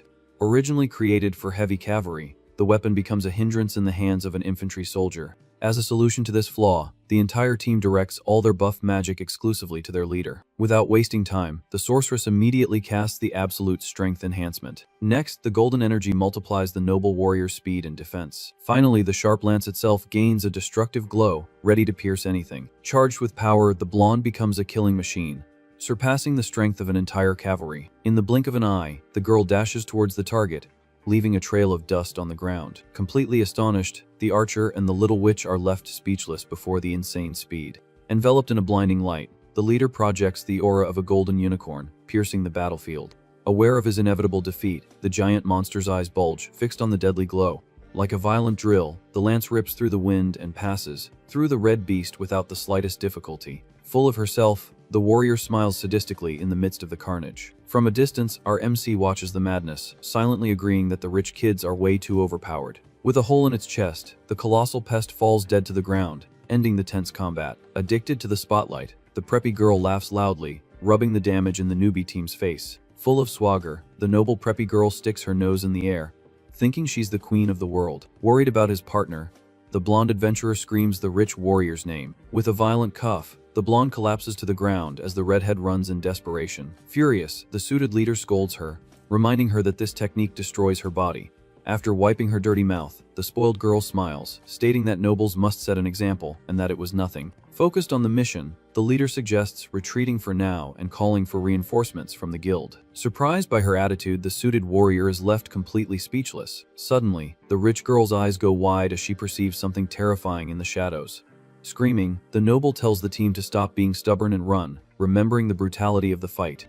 In the calmest manner, our hero holds his bat, warning that common weapons won't scratch a troll. Among the trees, an army of red beasts emerges, proving that luck won't help against so many. Without losing his composure, the boy mocks, saying these creatures seem weak compared to the ones his master used to face. Desperate, the rich blonde tells the stranger to stop talking nonsense and get out of there. On the preppy girl's back, a giant lizard raises its claw, ready for the mortal blow. Aware of her imminent death, the warrior curses under her breath, her eyes bulging with terror. In a brutal dash, the kid advances and brings his wood down on the beast, saving the noble. With a thunderous impact, the colossal lizard is hurled far away by the bat's force. Lying on the dirt, the preppy girl stares at the scene, completely in shock. Thrown to the ground, the red monster roars in pain with its chest shattered. Full of mockery, our guy calls the rich blonde, veteran hunter. With the weapon on his shoulder, the stranger asks what the plan is now. To apply pressure, the young man reminds her that the rest of the team is waiting for them. In the distance, the team of newbie adventurers already has their weapons in hand, ready for combat. Courageously, the blonde leader yells, announcing that they're joining the fight too. With a loyal smile, the little dwarf asks what kind of team abandons their leader in their worst hour. Moved by the guild's attitude, the rich warrior closes her eyes, holding back tears. Taking command, the preppy girl tells the archer and the suited man to focus only on the smaller goblins. Confident, the leader details the distraction strategy for the hero to slice up the big ones one by one. Suddenly, a firm step cuts off the conversation, telling everyone to wait. Staff in hand, the redhead elf steps forward, promising to resolve the situation herself. Suspicious, our MC glares at the noble, asking if she has a better idea. Full of herself, the little witch displays a proud and confident smile. To get attention, the sorceress reminds them of the blonde's question about her specialty. Straight to the point, the magical girl confesses she has no specific specialty. Engulfed in a bright aura, the elf decrees she can simply cast any spell in the world. Right away, the conjurer activates her mana enhancement, drawing pure energy. Right behind, the horned girl from the rich team helps by applying a focus amplification. Above, the little redhead combines it all with an elemental damage bonus. In a matter of seconds, a violent whirlwind of fire engulfs the mage's body. Screaming, the elf invokes the supreme flame of the ascendant dragon. Like a true fire monster, the colossal attack rips through the battlefield, incinerating everything. In the blink of an eye, a tornado of flames mercilessly engulfs the army of trolls. Like a nightmare on earth, the magic devours and roasts the enemies all at once. In the midst of the destruction, the redhead witch crosses her arms with a look of someone who's done their homework. Far away, the forest turns to ash, leaving only smoke and the mortal remains of the creatures. Stunned by the fire power, the player's eyes go wide before the flaming crater. Breaking into a cold sweat, the kid is left completely speechless by the damage. In a quick spin, the magical girl shows off her pointed ears amidst the smoke. Full of pride, the little witch flashes a huge, satisfied smile. Without losing her composure, the elf winks and announces that the problem has been successfully resolved. On the ground, the hot ashes of the monsters fall slowly, staining the earth. Utterly shocked, the preppy girl lets out a weak laugh, calling the situation unbelievable. Powerless, the noble warrior mutters that this is ridiculous and collapses forward. With a dry thud, the blonde's body hits the dirt as the redhead runs to help. Holding his partner, the suited man screams the noble's name in pure desperation. Exhausted by her physical limit, the spoiled girl just closes her eyes, losing consciousness. Through sheer willpower, the warrior props herself up on the ground, refusing defeat. Panting and sweating heavily, the leader grits her teeth, showing iron determination. Fast as lightning, the blonde advances alone into the dark depths of the woods. Just ahead, a gigantic horde of goblins and monsters awaits, thirsty for blood. Facing the threat, the suited warrior questions what kind of nightmare this is. On the horizon, dozens of colossal beasts form a red and deadly wall. Terrified, the archer and the blonde guy question what hole so many pests crawled out of. Screaming, the rich warrior calls for her horned partner, demanding immediate action. Scared to death, the support stammers, answering the leader's call. Focused on sacrifice, the preppy girl tells the mage to take the newbies and the dwarf and run. Weapon in hand, the noble swears she will buy them time by fighting alone. Worried about her friend, the little redhead dwarf whispers the warrior's name, almost in tears. Unconvinced, the redhead takes a step forward, trying to stop the suicidal plan. With the beast drooling nearby, the blonde cuts her partner off, saying she already knows what he's going to say. Firm with her spear, she tells her ally to save his words and focus on the plan. In an imposing stance, the warrior decrees it's time to fulfill the duties of nobility. Faced with the leader's courage, the suited warrior remains in total silence, respecting her decision. Annoyed by the dramatic pause, the spoiled girl turns her head, asking if they're filming a movie. With firm steps on the dirt, a challenging voice warns that there's a limit to underestimating others. With a smile on his face, our hero asks if the girl really thought he would run and leave her behind. Surprised by his attitude, the redhead warrior glares at the newbie, while the preppy blonde makes an expression of pure exhaustion. From the sidelines, the elf witch watches the scene, and the archer's eyes go wide, not understanding the dynamic. Lying in bed, the spoiled noble sweats coldly, a victim of a lethal and extremely rare poison in the region. Near the patient, a tray with blood-stained bandages shows the severity of the medical situation. Worried, the suited leader confesses he did his best but warns that without a quick antidote, her survival is almost impossible. In the middle of the dark room, a doctor listens to the diagnosis and agrees with the gravity of the case. With his chin resting on his hand, the protagonist mutters his rival's name and wonders if the warrior will be okay. Attentive to the murmurs, the magical little redhead glares at her companion in total silence. Confused, the little dwarf comments that the patient should be in a fancy mansion since she's rich and questions why they're in a rundown inn. Straight to the point, the player reveals the secret, saying the spoiled blonde is no longer part of the royalty. Caught by surprise, the little witch blinks, asking what the heck the human is talking about. Full of doubts, the short partner remembers that the redhead called the girl "my lady" all the time like a vassal. With a serious look, the elf whispers that the rival's noble birth is indeed an undeniable fact. Sitting by the bed, the swordsman watches over the patient's sleep, proving he has always been her faithful servant. Immersed in thought, the former servant shows unshakable loyalty to his former mistress. However, this life of luxury is entirely in the past as the young woman fights for her life on a hard mattress. Suddenly, memory flashes back in time, and the bars of a prison cell creak ominously. Down a dirt road, a prisoner cart travels, surrounded by heavily armed soldiers. Atop the escort, a red flag with a black dragon flaps in the strong wind. Trapped in the wooden cage, a boy with orange hair shares the tiny space with other criminals. Curious about the newbie, an older, bearded man stares at the brat interrogatively. To strike up a conversation, the old-timer asks what crime landed the kid in that dirty hole. Cold and silent, the younger prisoner turns his head, completely ignoring his cellmate's question. Amused by his attitude, the old man says that in war, everyone ends up hanged in the end, and the crime doesn't matter one bit. Outside, one of the guards grumbles that the Empire should execute these scumbags on the spot to save time. Annoyed by the long journey, the soldier questions the reason for so much effort to escort dead men. Calmly, his uniformed partner replies that it's all just to keep up appearances before the law. Mounted on his horse, the superior says there's no one dangerous here, and they'll soon put an end to the scum without a trial. Suddenly, a lethal arrow cuts through the wind and pierces the talkative soldier's neck in a spray of blood. Choking on his own blood, the guard's eyes go wide, realizing the end has come. Screaming, the troop announces an ambush while the younger prisoner just lifts his cold gaze. Right after, a blue flag with golden roses appears, waving in the middle of the woods. In a violent invasion, dozens of knights in silver armor take absolute control of the road. With a clean, brutal cut, the helmeted swordsman rips through the enemy's flesh without the slightest mercy. On the battlefield, the bodies of the red escorts quickly fall dead on the grass. With the massacre finished, one of the knights approaches the commander's horse to give the official report.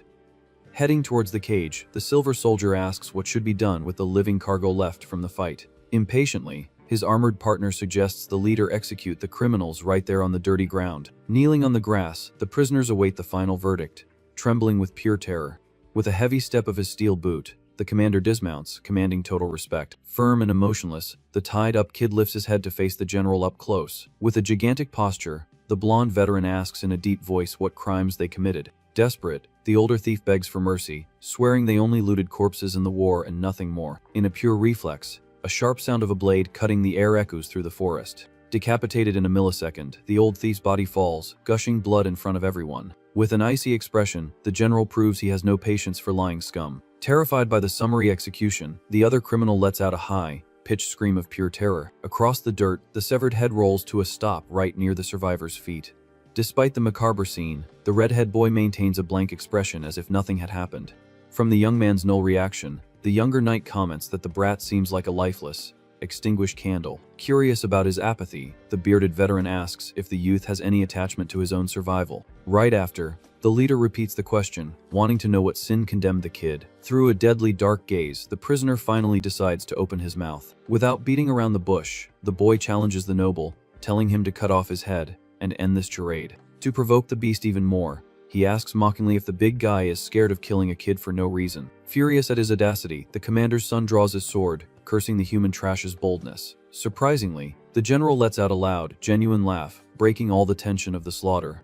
Full of irony, the veteran states that the brat has a lot of nerve to talk like that with a sword at his neck. Focused on his rebellious attitude, the noble leader smiles and decrees loud and clear that he really likes the insolent prisoner. Decided, the commander states that the kid will be the perfect gift for the royal family's youngest daughter. Without wasting time, the man gives the direct order to throw the tied-up boy into the fancy carriage. Unable to accept the crazy decision, the helmeted knight tries to argue with his own father, pleading for common sense. Thrown into the transport, the young prisoner concludes he's become a slave and laments having a trash life. In a completely different setting, the redhead appears taking a hot, relaxing bath in a wooden tub. Confused by the sudden luxury, he grumbles, trying to understand what madness is happening in the mansion. Outside, the impeccable architecture of the noble castle shows all the power and wealth of that family. Near the bathtub, a uniformed maid pinches her nose, complaining about the unbearable sewer smell coming from the young man. Screaming, the governess orders them to scrub the kid's skin, demanding he be impeccable to meet the lady of the house. During the heavy washing, the slave ironically notes the VIP treatment, wondering if these people have money to burn. Now dressed in clean clothes, the prisoner thinks it's stupid to entrust a little girl to a lethal criminal like him, but decides to play along. In the fancy hallway, the mansion guards give him a deadly warning to never disrespect the owner of everything. Threatened with eternal torture if he misbehaves, the newbie just rolls his eyes, finding the talk too boring. With a solemn announcement, the huge door opens, heralding the entrance of the family's great heiress. With a pink shoe stepping on the marble, an arrogant, childish voice asks if the boy is the new so-called gift.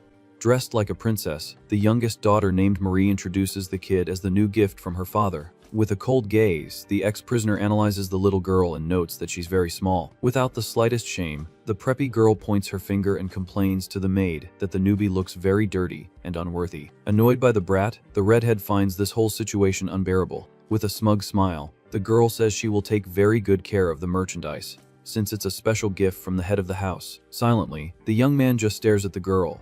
Full of authority, the blonde demands to know the new lackey's name. Dry and direct, the young man replies that his name is Gerard. Ticked off, the girl grumbles that the name is very ugly, while the redhead notices her talent for annoying others. With a hand on her chin, the brat thinks of a new nickname while the boy questions if he'll really have to serve this pest. Tired, he decrees that this is simply ridiculous and impossible. In an epiphany, the preppy girl opens her mouth and decides to call him Brian. Caught by surprise, the kid blinks in confusion, not understanding a thing. With a finger in the boy's face, the noble officially declares that his name will be Brian from now on. Without waiting for a reply, she extends her small hand towards the new servant.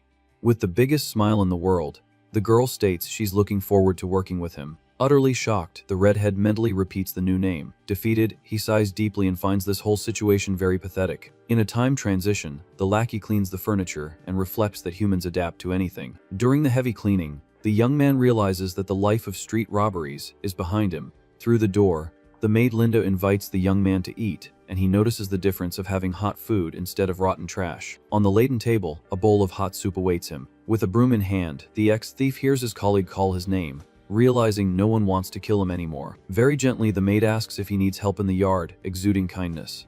With a calm gaze, the redhead concludes that these few months of peace feel like a lifetime. Curious, his coworker wants to know if the boy is managing well in the mansion. Calmly, he replies that things are more or less in order. Fixing her eyes on him, the young Linda notices a detail on the lackey's face. With a jolt, the kid feels the woman's hand move the bangs from his forehead. With a sweet smile, the employee confirms her own suspicions. Without beating around the bush, the woman compliments the young man's look and says he looks much better with his forehead showing. Red with embarrassment, the kid backs away, asking the reason for this sudden action. Despite all the peace, the young man confesses there is only one problem in this new life. From the other side of the hall, the little mistress's voice echoes, screaming for her servant. Quick on the draw, the young man opens the door and asks what the little noble desires this time. Clutching a stuffed animal, the brat pouts and demands sweets in the middle of the night. With a bored expression, the lackey suggests she ask the regular maids for that. Whining, the girl explains that her mother forbade snacks and no one in the house obeys her orders. Full of pouting, the blonde puffs out her cheeks, almost crying. With a hand on his face, the redhead sighs, defeated by her insistence. Right after, a plate full of fancy macarons appears on the table as the girl swings her legs happily. With her mouth full, the preppy girl devours the sweets with the greatest joy in the world. Very proud, the little one praises her partner's stealthy work. Sitting in the chair, the young man listens to his boss question how he got past the castle's heavy security with the food. Full of curiosity, the brat asks if he was a master thief before arriving there, making the young man accept that the street urchin died to make way for the servant Brian. Outside the castle, the girl screams for her partner with great urgency. Immediately, the lackey turns his head to see what happened. In a ball gown, the young noble descends the stairs, announcing that her father has finally returned from the war. With a soft smile, the servant states that this was the great news everyone was waiting for. Heavy steps of leather boots echo through the main hall. Imposingly, the head of the house named Leasley announces his own arrival. Very elegantly, his wife Catherine welcomes her warrior husband. Surrounded by family, the tall noble confesses his joy at returning home. Screaming, the youngest of the family calls for her father. In a dash, little Marie runs towards the general. In a tight hug, the veteran lets out a loud laugh and jokes that his daughter has grown so much she's unrecognizable. With a soft face, the warrior enjoys the family reunion. At the back of the room, the redhead gives a respectful bow in total silence. Nearby, a foot stumps on the floor as a voice complains jealously about the father's exclusive attention. Excited, the little girl turns her head, her eyes shining. With a huge smile, the girl screams for her two newly arrived older brothers. The firstborn, Leon, compliments his little sister, saying she's become a true lady. Meanwhile, the second son, Reynold, teases the youngest, claiming she's still the size of a chestnut. Without pity, the brother messes up the blonde's hair, who complains about her ruined hairstyle. In a gesture of gratitude, the older brother places a firm hand on the redhead servant's shoulder. Very politely, the noble thanks the lackey for taking such good care of little Marie. Caught off guard by the respect, the young man bows to Master Leon. To celebrate, the patriarch summons everyone for a grand family banquet. On the fancy table, the dishes and cutlery are prepared for the feast. Gathered in the main hall, the entire family eats with the servants in the corners of the room. The father devours the meat with a smile of complete satisfaction. Overjoyed, the little blonde laughs loudly during dinner. Calmly, the older brother enjoys the conversation in an atmosphere of pure peace. In a luxurious and warm setting, the family proves that the days of terror are behind them. Staring at the scene, the young Brian breaks into a sincere smile and realizes he has finally found a place to call home. Clearing the dinner table, the servant hears the patriarch suddenly call his name. Caught by surprise, the redhead turns his head at once, awaiting the order. With a serene expression, the family master invites the young man for a quick chat. Attentively, the lackey accepts the request in total silence.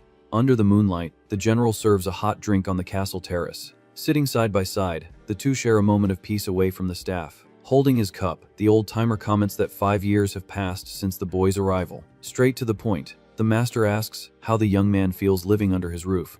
With a gentle smile, the redhead confesses that the situation couldn't be better. Satisfied with the answer, the warrior gives a low laugh, agreeing with the sentiment. Assessing the lackey's face, Murray's father states that the dead boy expression is completely in the past. Full of gratitude, the ex-prisoner dedicates this positive change entirely to the head of the family. For having been given a new chance at life, the young man swears he has finally found a real purpose in those years. Staring intensely at the young man, the veteran changes the tone of the conversation in an instant. Without beating around the bush, the general calls in the dead and asks if the servant would use this saved life for the sake of his house. Faced with the promise, the young man nods his head, showing absolute loyalty to his master. Suddenly, the sound of galloping horses breaks the silence of the early morning at the front gates. Surrounding the castle wall, an entire army appears in the dead of night, ready for war.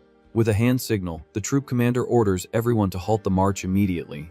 Bathed in the light of torches, the heavily armed soldiers reveal murderous intentions. From the top of the wall, the patriarch frowns, recognizing the imminent danger. Below the starry sky, the peaceful mansion becomes the main target of a deadly siege. Smashing down the bedroom door, the redhead enters desperately, calling for his young mistress. Waking with a jolt, the girl rubs her eyes, asking the reason for all the shouting. Screaming, the lackey demands the preppy girl get out of bed and flee the mansion right now. Confused by the panic, the girl questions what the heck the servant is talking about in such a hurry. At the territory's entrance, the general faces the traitor with a smile bathed in fury. Boiling with hatred, the master calls out Jeffrey's name loudly, demanding answers. Mounted on his horse, the enemy leader justifies the attack, stating it's the only way to survive in the Empire. Right behind, the family's eldest son also draws his sword, displaying a deadly look. Invading the courtyard, the enemy soldiers advance with extreme violence. Quickly, the steel blades are drawn from their sheaths, ready for the massacre to begin. Furious at the cowardice, the patriarch yells, accusing his rival of becoming a mere dog of the Empire. Cold and calculating, the traitor shows not a single drop of remorse for the surprise invasion. Without losing his composure, the enemy knight claims to respect the old opponent's loyalty. To justify the betrayal, he declares that not everyone chooses an honorable and blind death. Through the castle corridors, the redhead pulls the girl by her hands with brute force. Dashing down the stairs, the servant gives the girl no chance to process her panic. Demanding answers, the preppy girl screams while her partner retorts that there's no time for explanations. Focused on the rescue mission, the young man clenches his teeth, remembering the master's order from that night. During the conversation on the terrace, the head of the family had already predicted that a bloodbath would take over the place. Foreseeing the tragedy, the veteran warned that the moment of the fatal attack would come very soon. As a last wish, the father entrusted his youngest daughter's safety to the hands of the ex-thief. Worried, the young man questioned what would happen to the general amidst all that chaos. With his back to the servant, the blonde warrior ordered the young man to just do his part of the deal. With a demonic look, the master of the mansion guaranteed he would fulfill his role as a leader until his last breath. Back in the present, the sharp sound of clashing swords echoes through the main entrance. Surrounded by troops, the veteran realizes his rival didn't just bring common thugs to the fight. Confirming his suspicion, the traitor says he wouldn't be foolish enough to face the kingdom's strongest warrior empty-handed. Startled by the overwhelming presence, the patriarch's eyes go wide, feeling the weight of dark magic. From the shadows, a colossal, armored figure emerges, revealing itself to be one of the Imperial 12 Zodiacs. Indignant at the audacity, the blonde curses the enemy for bringing a rival commander into the sacred capital. Consumed by fire, the fancy mansion turns into a true nightmare, filled with screams of pure despair. In the yard, the invaders mercilessly massacre the unarmed staff. Utterly shocked, the preppy girl freezes before the explicit carnage. Surrounded by flames, the heiress watches the bodies of her own guards lying in pools of blood. Desperate, the redhead pulls the girl's shoulder, telling the blonde to run faster. Frozen by terror, the girl ends up being firmly grabbed by the face by her partner. Screaming, the lackey demands the little one wake up to the macabre reality and regain her focus so she doesn't die. Bathed in tears, the noble cries copiously, asking what the heck is happening to her family's home. With a strong pull, the young man drags his mistress away from the curtain of fire. Dashing across the lawn, the duo tries to shake the enemy troops in the darkness. Heading for the stables, the lackey shouts for the maid Linda, wanting to know if the horses are ready for their escape. Stopping abruptly, the young man freezes upon spotting a sinister man in a dark suit standing in their path. At the killer's feet, the gentle employee's body lies pierced and completely lifeless. With his sword dripping blood, the intruder smiles sadistically, praising the perfect timing of their meeting. Turning his head, the villain tells the prey not to be afraid of the unavoidable slaughter. Cold as ice, the killer promises the sentence will be quick and clean. Fast as lightning, the man in black advances, delivering a frontal slash towards the two. Suddenly, a sharp blade crosses the space, blocking the attack with extreme brutality. Saved in the nick of time, the redhead and the preppy girl are stunned by the miraculous defense. Wielding his sword, Brother Reynold appears, bathed in the light of the flames, to protect the youngest of the house. With a gaze bathed in fury, the noble faces the murderous intruder head-on. In the middle of the destroyed courtyard, the blonde warrior takes the lead in the deadly combat. Without losing focus, the young master orders the servant to take his sister and disappear from there immediately. In a desperate cry, the redhead lackey calls for the young master while pulling his young mistress by the arm. Without hesitation, the blonde warrior yells, demanding the servant flee with his sister. In absolute panic, the little preppy girl reaches out her hand, crying and screaming for her older brother. With a sharp gaze, the noble shows he is ready for the final sacrifice for his family. Bathed in tears, the little girl screams, feeling the brutal pain of the forced separation. Alone in the destroyed courtyard, the blonde swordsman faces the killer head-on. Annoyed by the escape, the man in the suit grumbles that he hates hunting weak prey and celebrates the luck of finding a better target. Recognizing the enemy, the killer cites the young man's title as the second son of the kingdom's greatest house of knights. Full of swagger, the blonde master smiles, saying he will finally have the chance to cross swords with the legend. Face to face, the feared Hugo Fagardi displays a demonic posture, bathed in the castle's flames. Far from the danger, the horse gallops at top speed down the dirt path of the dark woods. Clinging to the servant's back, the noble cries copiously for the loss of her former luxurious life. Overcome by anger, the ex-prisoner clenches his teeth, swearing to fulfill his promise to protect the girl. On the horizon, the majestic mansion burns to ashes, marking the bloody end of an era of peace. Back in the present, the fireplace flames warm the makeshift room of the inn. Waking from the painful memories, the redhead slowly opens his eyes, returning to the harsh reality. Sitting on a wooden bench, the suited leader watches over the sick sleep of his former mistress. With the door bursting open, news about the guild's investigation results interrupts the silence. Panning from his run, the blonde adventurer reveals they found traces of magic on the slain monsters' corpses. Surprised by the information, the little dwarf deduces this can only be the work of beast tamers. From the top of the stairs, the redhead warrior repeats the term tamers, in a sinister tone of voice. Caught by surprise, the horn support's eyes go wide as she notices the murderous aura of her guild partner. Worried by the tension, the little redhead dwarf calls her ally's name to break the macabre mood. Changing the subject, the short warrior demands to know what the doctor said about the patient's health condition. Focused only on revenge, the ex-servant silently glares into the air with a deadly look. Without saying a word, our MC observes the heavy dynamics of the rival group in the hall. Calm in her own corner, the magical elf remains in total silence, awaiting the next move. Covered by shadows, the suited leader glares at the protagonist and asks for some very sinister help. Far away, the pink-haired sorceress murmurs with a sadistic smile that the situation is very strange. With her sharp nails glowing with pure magic, the woman proves she still has many cards up her sleeve. Shaking with terror, a dirty henchman listens to the sorceress list all the money and poison invested in the plan.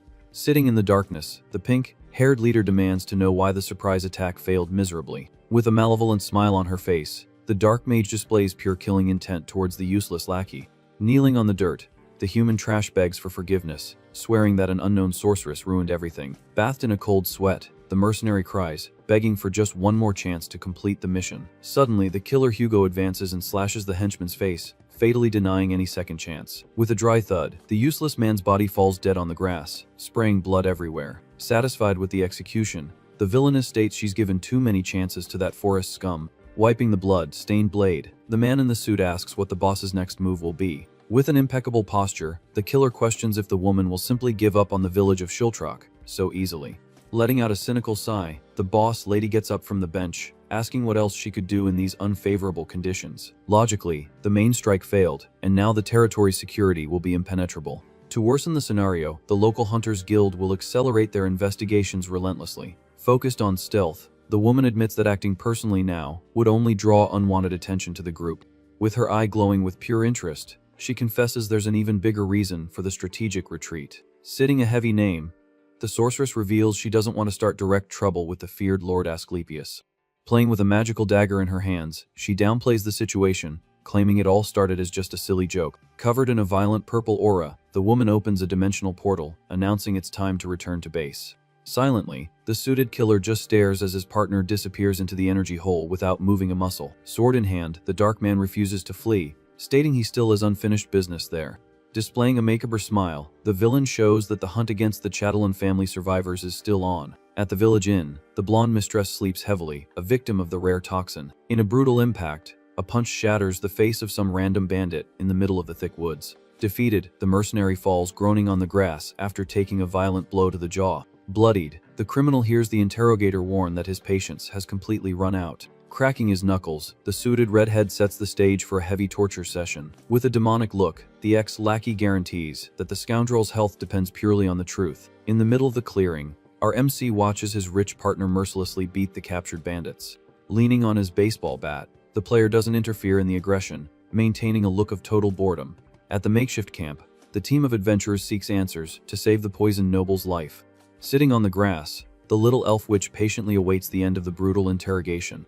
In tears, the bandit swears on his own life that he's never seen any monster tamers or giant trolls in the region. Cold and relentless, the suited warrior denies the flimsy excuse, cutting off the crying instantly. With the tip of his sword pressed against the hostage's neck, the raidhead states that the forest rats always know everything that comes and goes in the area. Pressing the steel, the interrogator reminds him that the gang's job was precisely to rob anyone passing through that isolated trail. Crying from pure desperation, the criminal begs and questions what advantage he would have in lying with death so close. Without a shred of pity, the ex-servant raises his weapon, swearing he doesn't waste energy trying to understand the mind of human trash. Facing the imminent end, the scoundrel clenches his teeth, waiting for the fatal blow to rip through his own skull. In an absurd reflex, the magical bat smashes against the silver sword, abruptly interrupting the execution. Caught by surprise, the suited leader's eyes go wide, not understanding the sudden interference. Firmly holding the mystical weapon, our MC decrees that the horror show has gone beyond acceptable limits. Very seriously, the player makes it clear he only accompanied the team to find clues for the rich girl's antidote. Firm in his own moral compass, the human warns that he absolutely refuses to be an accomplice to torture and cold-blooded murder. Sheathing his sword with irritation, the noble takes a step back, stating that the goody two-shoes stranger won't have to get his hands dirty. With a deadly side eye, the ex-lackey swallows his fury and accepts the group savior's imposition. Firm in his decision, our hero states that watching with crossed arms is no different from committing a murder. With a dark look, the redhead turns his head, swallowing his anger in total silence. Though reluctant, the ex-lackey grits his teeth, accepting his partner's order. On the dirt ground, the bandit hears the direct order to get out of there as fast as possible. Without a second thought, the gang gets up and flees desperately into the woods. With his sword sheathed, the suited warrior asks if the stranger is satisfied with his pacifist attitude. Confused by the jab, the player hears his partner blame his kindness for losing the chance to find the beast tamer. In a fit of fury, the noble yells in the kid's face, reminding him that his young mistress is dying while he plays the hypocrite. Far from the argument, the little witch walks with difficulty down the dirt path. Suddenly, the elf's eyes go wide as she feels a bizarre wave of energy in the air. Cutting through the argument, our MC calmly announces he just found the right clue. Kneeling on the grass, the sorceress confirms that someone used magic right nearby. Panting from the effort, the little redhead catches her breath, feeling her whole body wave down. Surprised by her fatigue, the hero looks at his friend, asking if her stamina is really that horrible. Down the road, the group advances, leaving the shorty behind, struggling to keep up. At her limit, the mage calls it quits and tells the guys to go on without her. In a very insensitive move, the kid simply speeds up and leaves the girl standing on the path. In a hurry, the redhead swordsman mutters that he has no time to waste with delays. Just then, the player stops running, feeling a pang of guilt for his attitude. With a sheepish smile, the young man turns his head and offers his friend a piggyback ride, but silence reigns in the woods, and the hero is left looking like a fool, searching for his partner. Terrified, our guy's eyes go wide as he realizes the elf has vanished from the map. Meanwhile, the suited leader draws his sharp blade from its sheath in the middle of the forest. Through the steel's reflection, the warrior remembers it's been about 5 years since their last encounter. Face to face, the tall killer mocks the luck of finding the kid he let escape in the past. With a sadistic smile, the villain exudes confidence before his former prey. Covered in a dark aura, the man in black celebrates the great luck of finishing the job. Far from the danger, the little witch walks completely lost on the wrong trail. Slapping her forehead, the shorty admits she got badly lost from the main group. In the middle of the thick woods, the little mage tries to find a direction so as not to become monster food. Scratching her head, the sorceress grumbles that her terrible sense of direction has struck again, and she needs to find the hero. Suddenly, a noise in the leaves catches the magical girl's attention. Alert, the little one turns her head, expecting some creature to jump out of the bush. Slowly, a hand pushes aside the branches of the dense forest. Emerging from the shadows, the redhead swordsman appears with a very heavy expression. Soon the scene cuts, and the suited warrior's eyes go wide before the true enemy. Staring at the killer, the lackey relives the memory of the bloody blade, cutting through the air.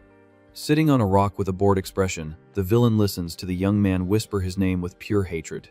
Totally indifferent, the killer raises an eyebrow, asking if they know each other from somewhere. With veins popping on his face, the ex-servant boils with rage before the man who destroyed his life. Wiping his own blade, the man in black confesses he didn't expect to be hunted by anyone. In a swift movement, the killer gets up, saying this coincidence doesn't matter one bit. With his guard up, the redhead warrior keeps his eyes locked on his adversary. Focused on the confrontation, the lackey doesn't blink, waiting for the first move. In the young man's mind, the macabre image of his friends dead in the mansion's yard fuels his fury. Straight to the point, the suited leader asks if this whole mess is the killer's fault.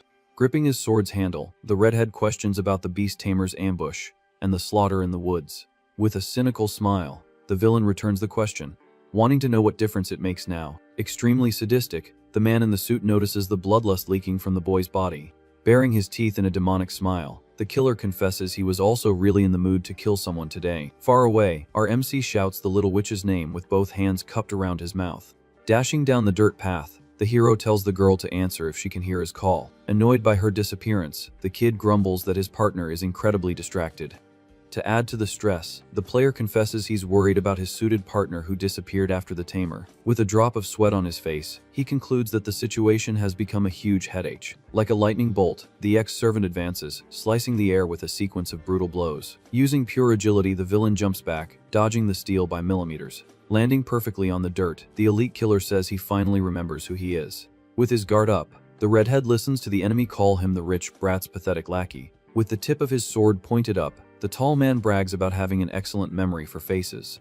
In a mocking tone, the killer comments that he heard about the poisoning on the rival team. Slowly, the man in black puts his hand in his fancy coat pocket. Showing a glowing blue flask, the villain deduces that the boy desperately needs that potion. Provoking him to his core, the killer states that this is the golden opportunity to save his mistress and avenge the dead. Shaking with pure hatred, the redhead swordsman clenches his teeth while listening to the opponent's little show. With a theatrical gesture, the villain places the flask on the rock, telling the boy not to rush. Focused on saving his mistress, the lackey doesn't take his eyes off the magical liquid. With his arms crossed, the tall man confesses he would find it very boring if the noble died from some random arrow. With a dark face, the man in black reinforces that such a simple death is no fun at all. Losing his mind completely, the suited partner curses his opponent as a madman and charges all out on the offensive. Firm in his stance, the killer praises the young lackey's courage and loyalty. But soon, the killer's gaze cools, warning that the brat has forgotten his place in the food chain. In a full force vertical strike, the redhead warrior brings down his heavy blade. Immediately, the two swords clash, creating an explosion of sparks in the middle of the forest. Locked in a duel of brute force, the two combatants measure their power with the trembling steel between them. Full of mockery, the villain asks if his adversary really thought he would win the fight using a child's toy. Wounded and shaking in pain, the redhead warrior glares at his own bleeding arm after the brutal clash of swords. Firm on the blade's handle, the ex-servant tries to maintain his posture as blood drips endlessly through his fingers. Consumed by blind fury, the lackey mentally admits that he forgot for a second the true extent of the danger. Face to face with death, the enemy's demonic red aura shows the overwhelming strength of that monster. Standing like a statue, the killer Hugo Fagardi exudes a murderous pressure that freezes any spine. Right after, the image of a giant armored knight appears, confirming that the psychopath is a former lieutenant of the feared 12 Zodiacs. Known by the bizarre nickname, Perverted Duelist, the tall man has a sick obsession with deadly combats. Disregarding the advantage in war, the sadist always forces rival commanders to fight to the death in a one-on-one duel. Undefeated to this day, the fact that this pest is still breathing proves he has never lost a single battle in his entire life. Pressed by the weight of the legend, the young swordsman's gaze wavers for a brief moment. Noticing the hesitation, the suited killer turns his head, sarcastically asking what happened to the boy's courage. In a threatening step, the man in black questions where all that fire from minutes ago has gone. To worsen the psychological torture, the villain decides to tell a macabre little story just to motivate the wounded lackey. With a finger on his own left eye scar, the killer reveals that the mark was a beautiful gift from the older brother, Reynold. Full of praise, he admits that the blonde master's skills were magnificent and worthy of the kingdom's greatest family of knights. With a purely evil smile, the tall man describes the scene of the master's heart being pierced as life faded from the victim's eyes. Overcome by absolute hatred, the suited partner hears the promise that right after his death, the worst is yet to come.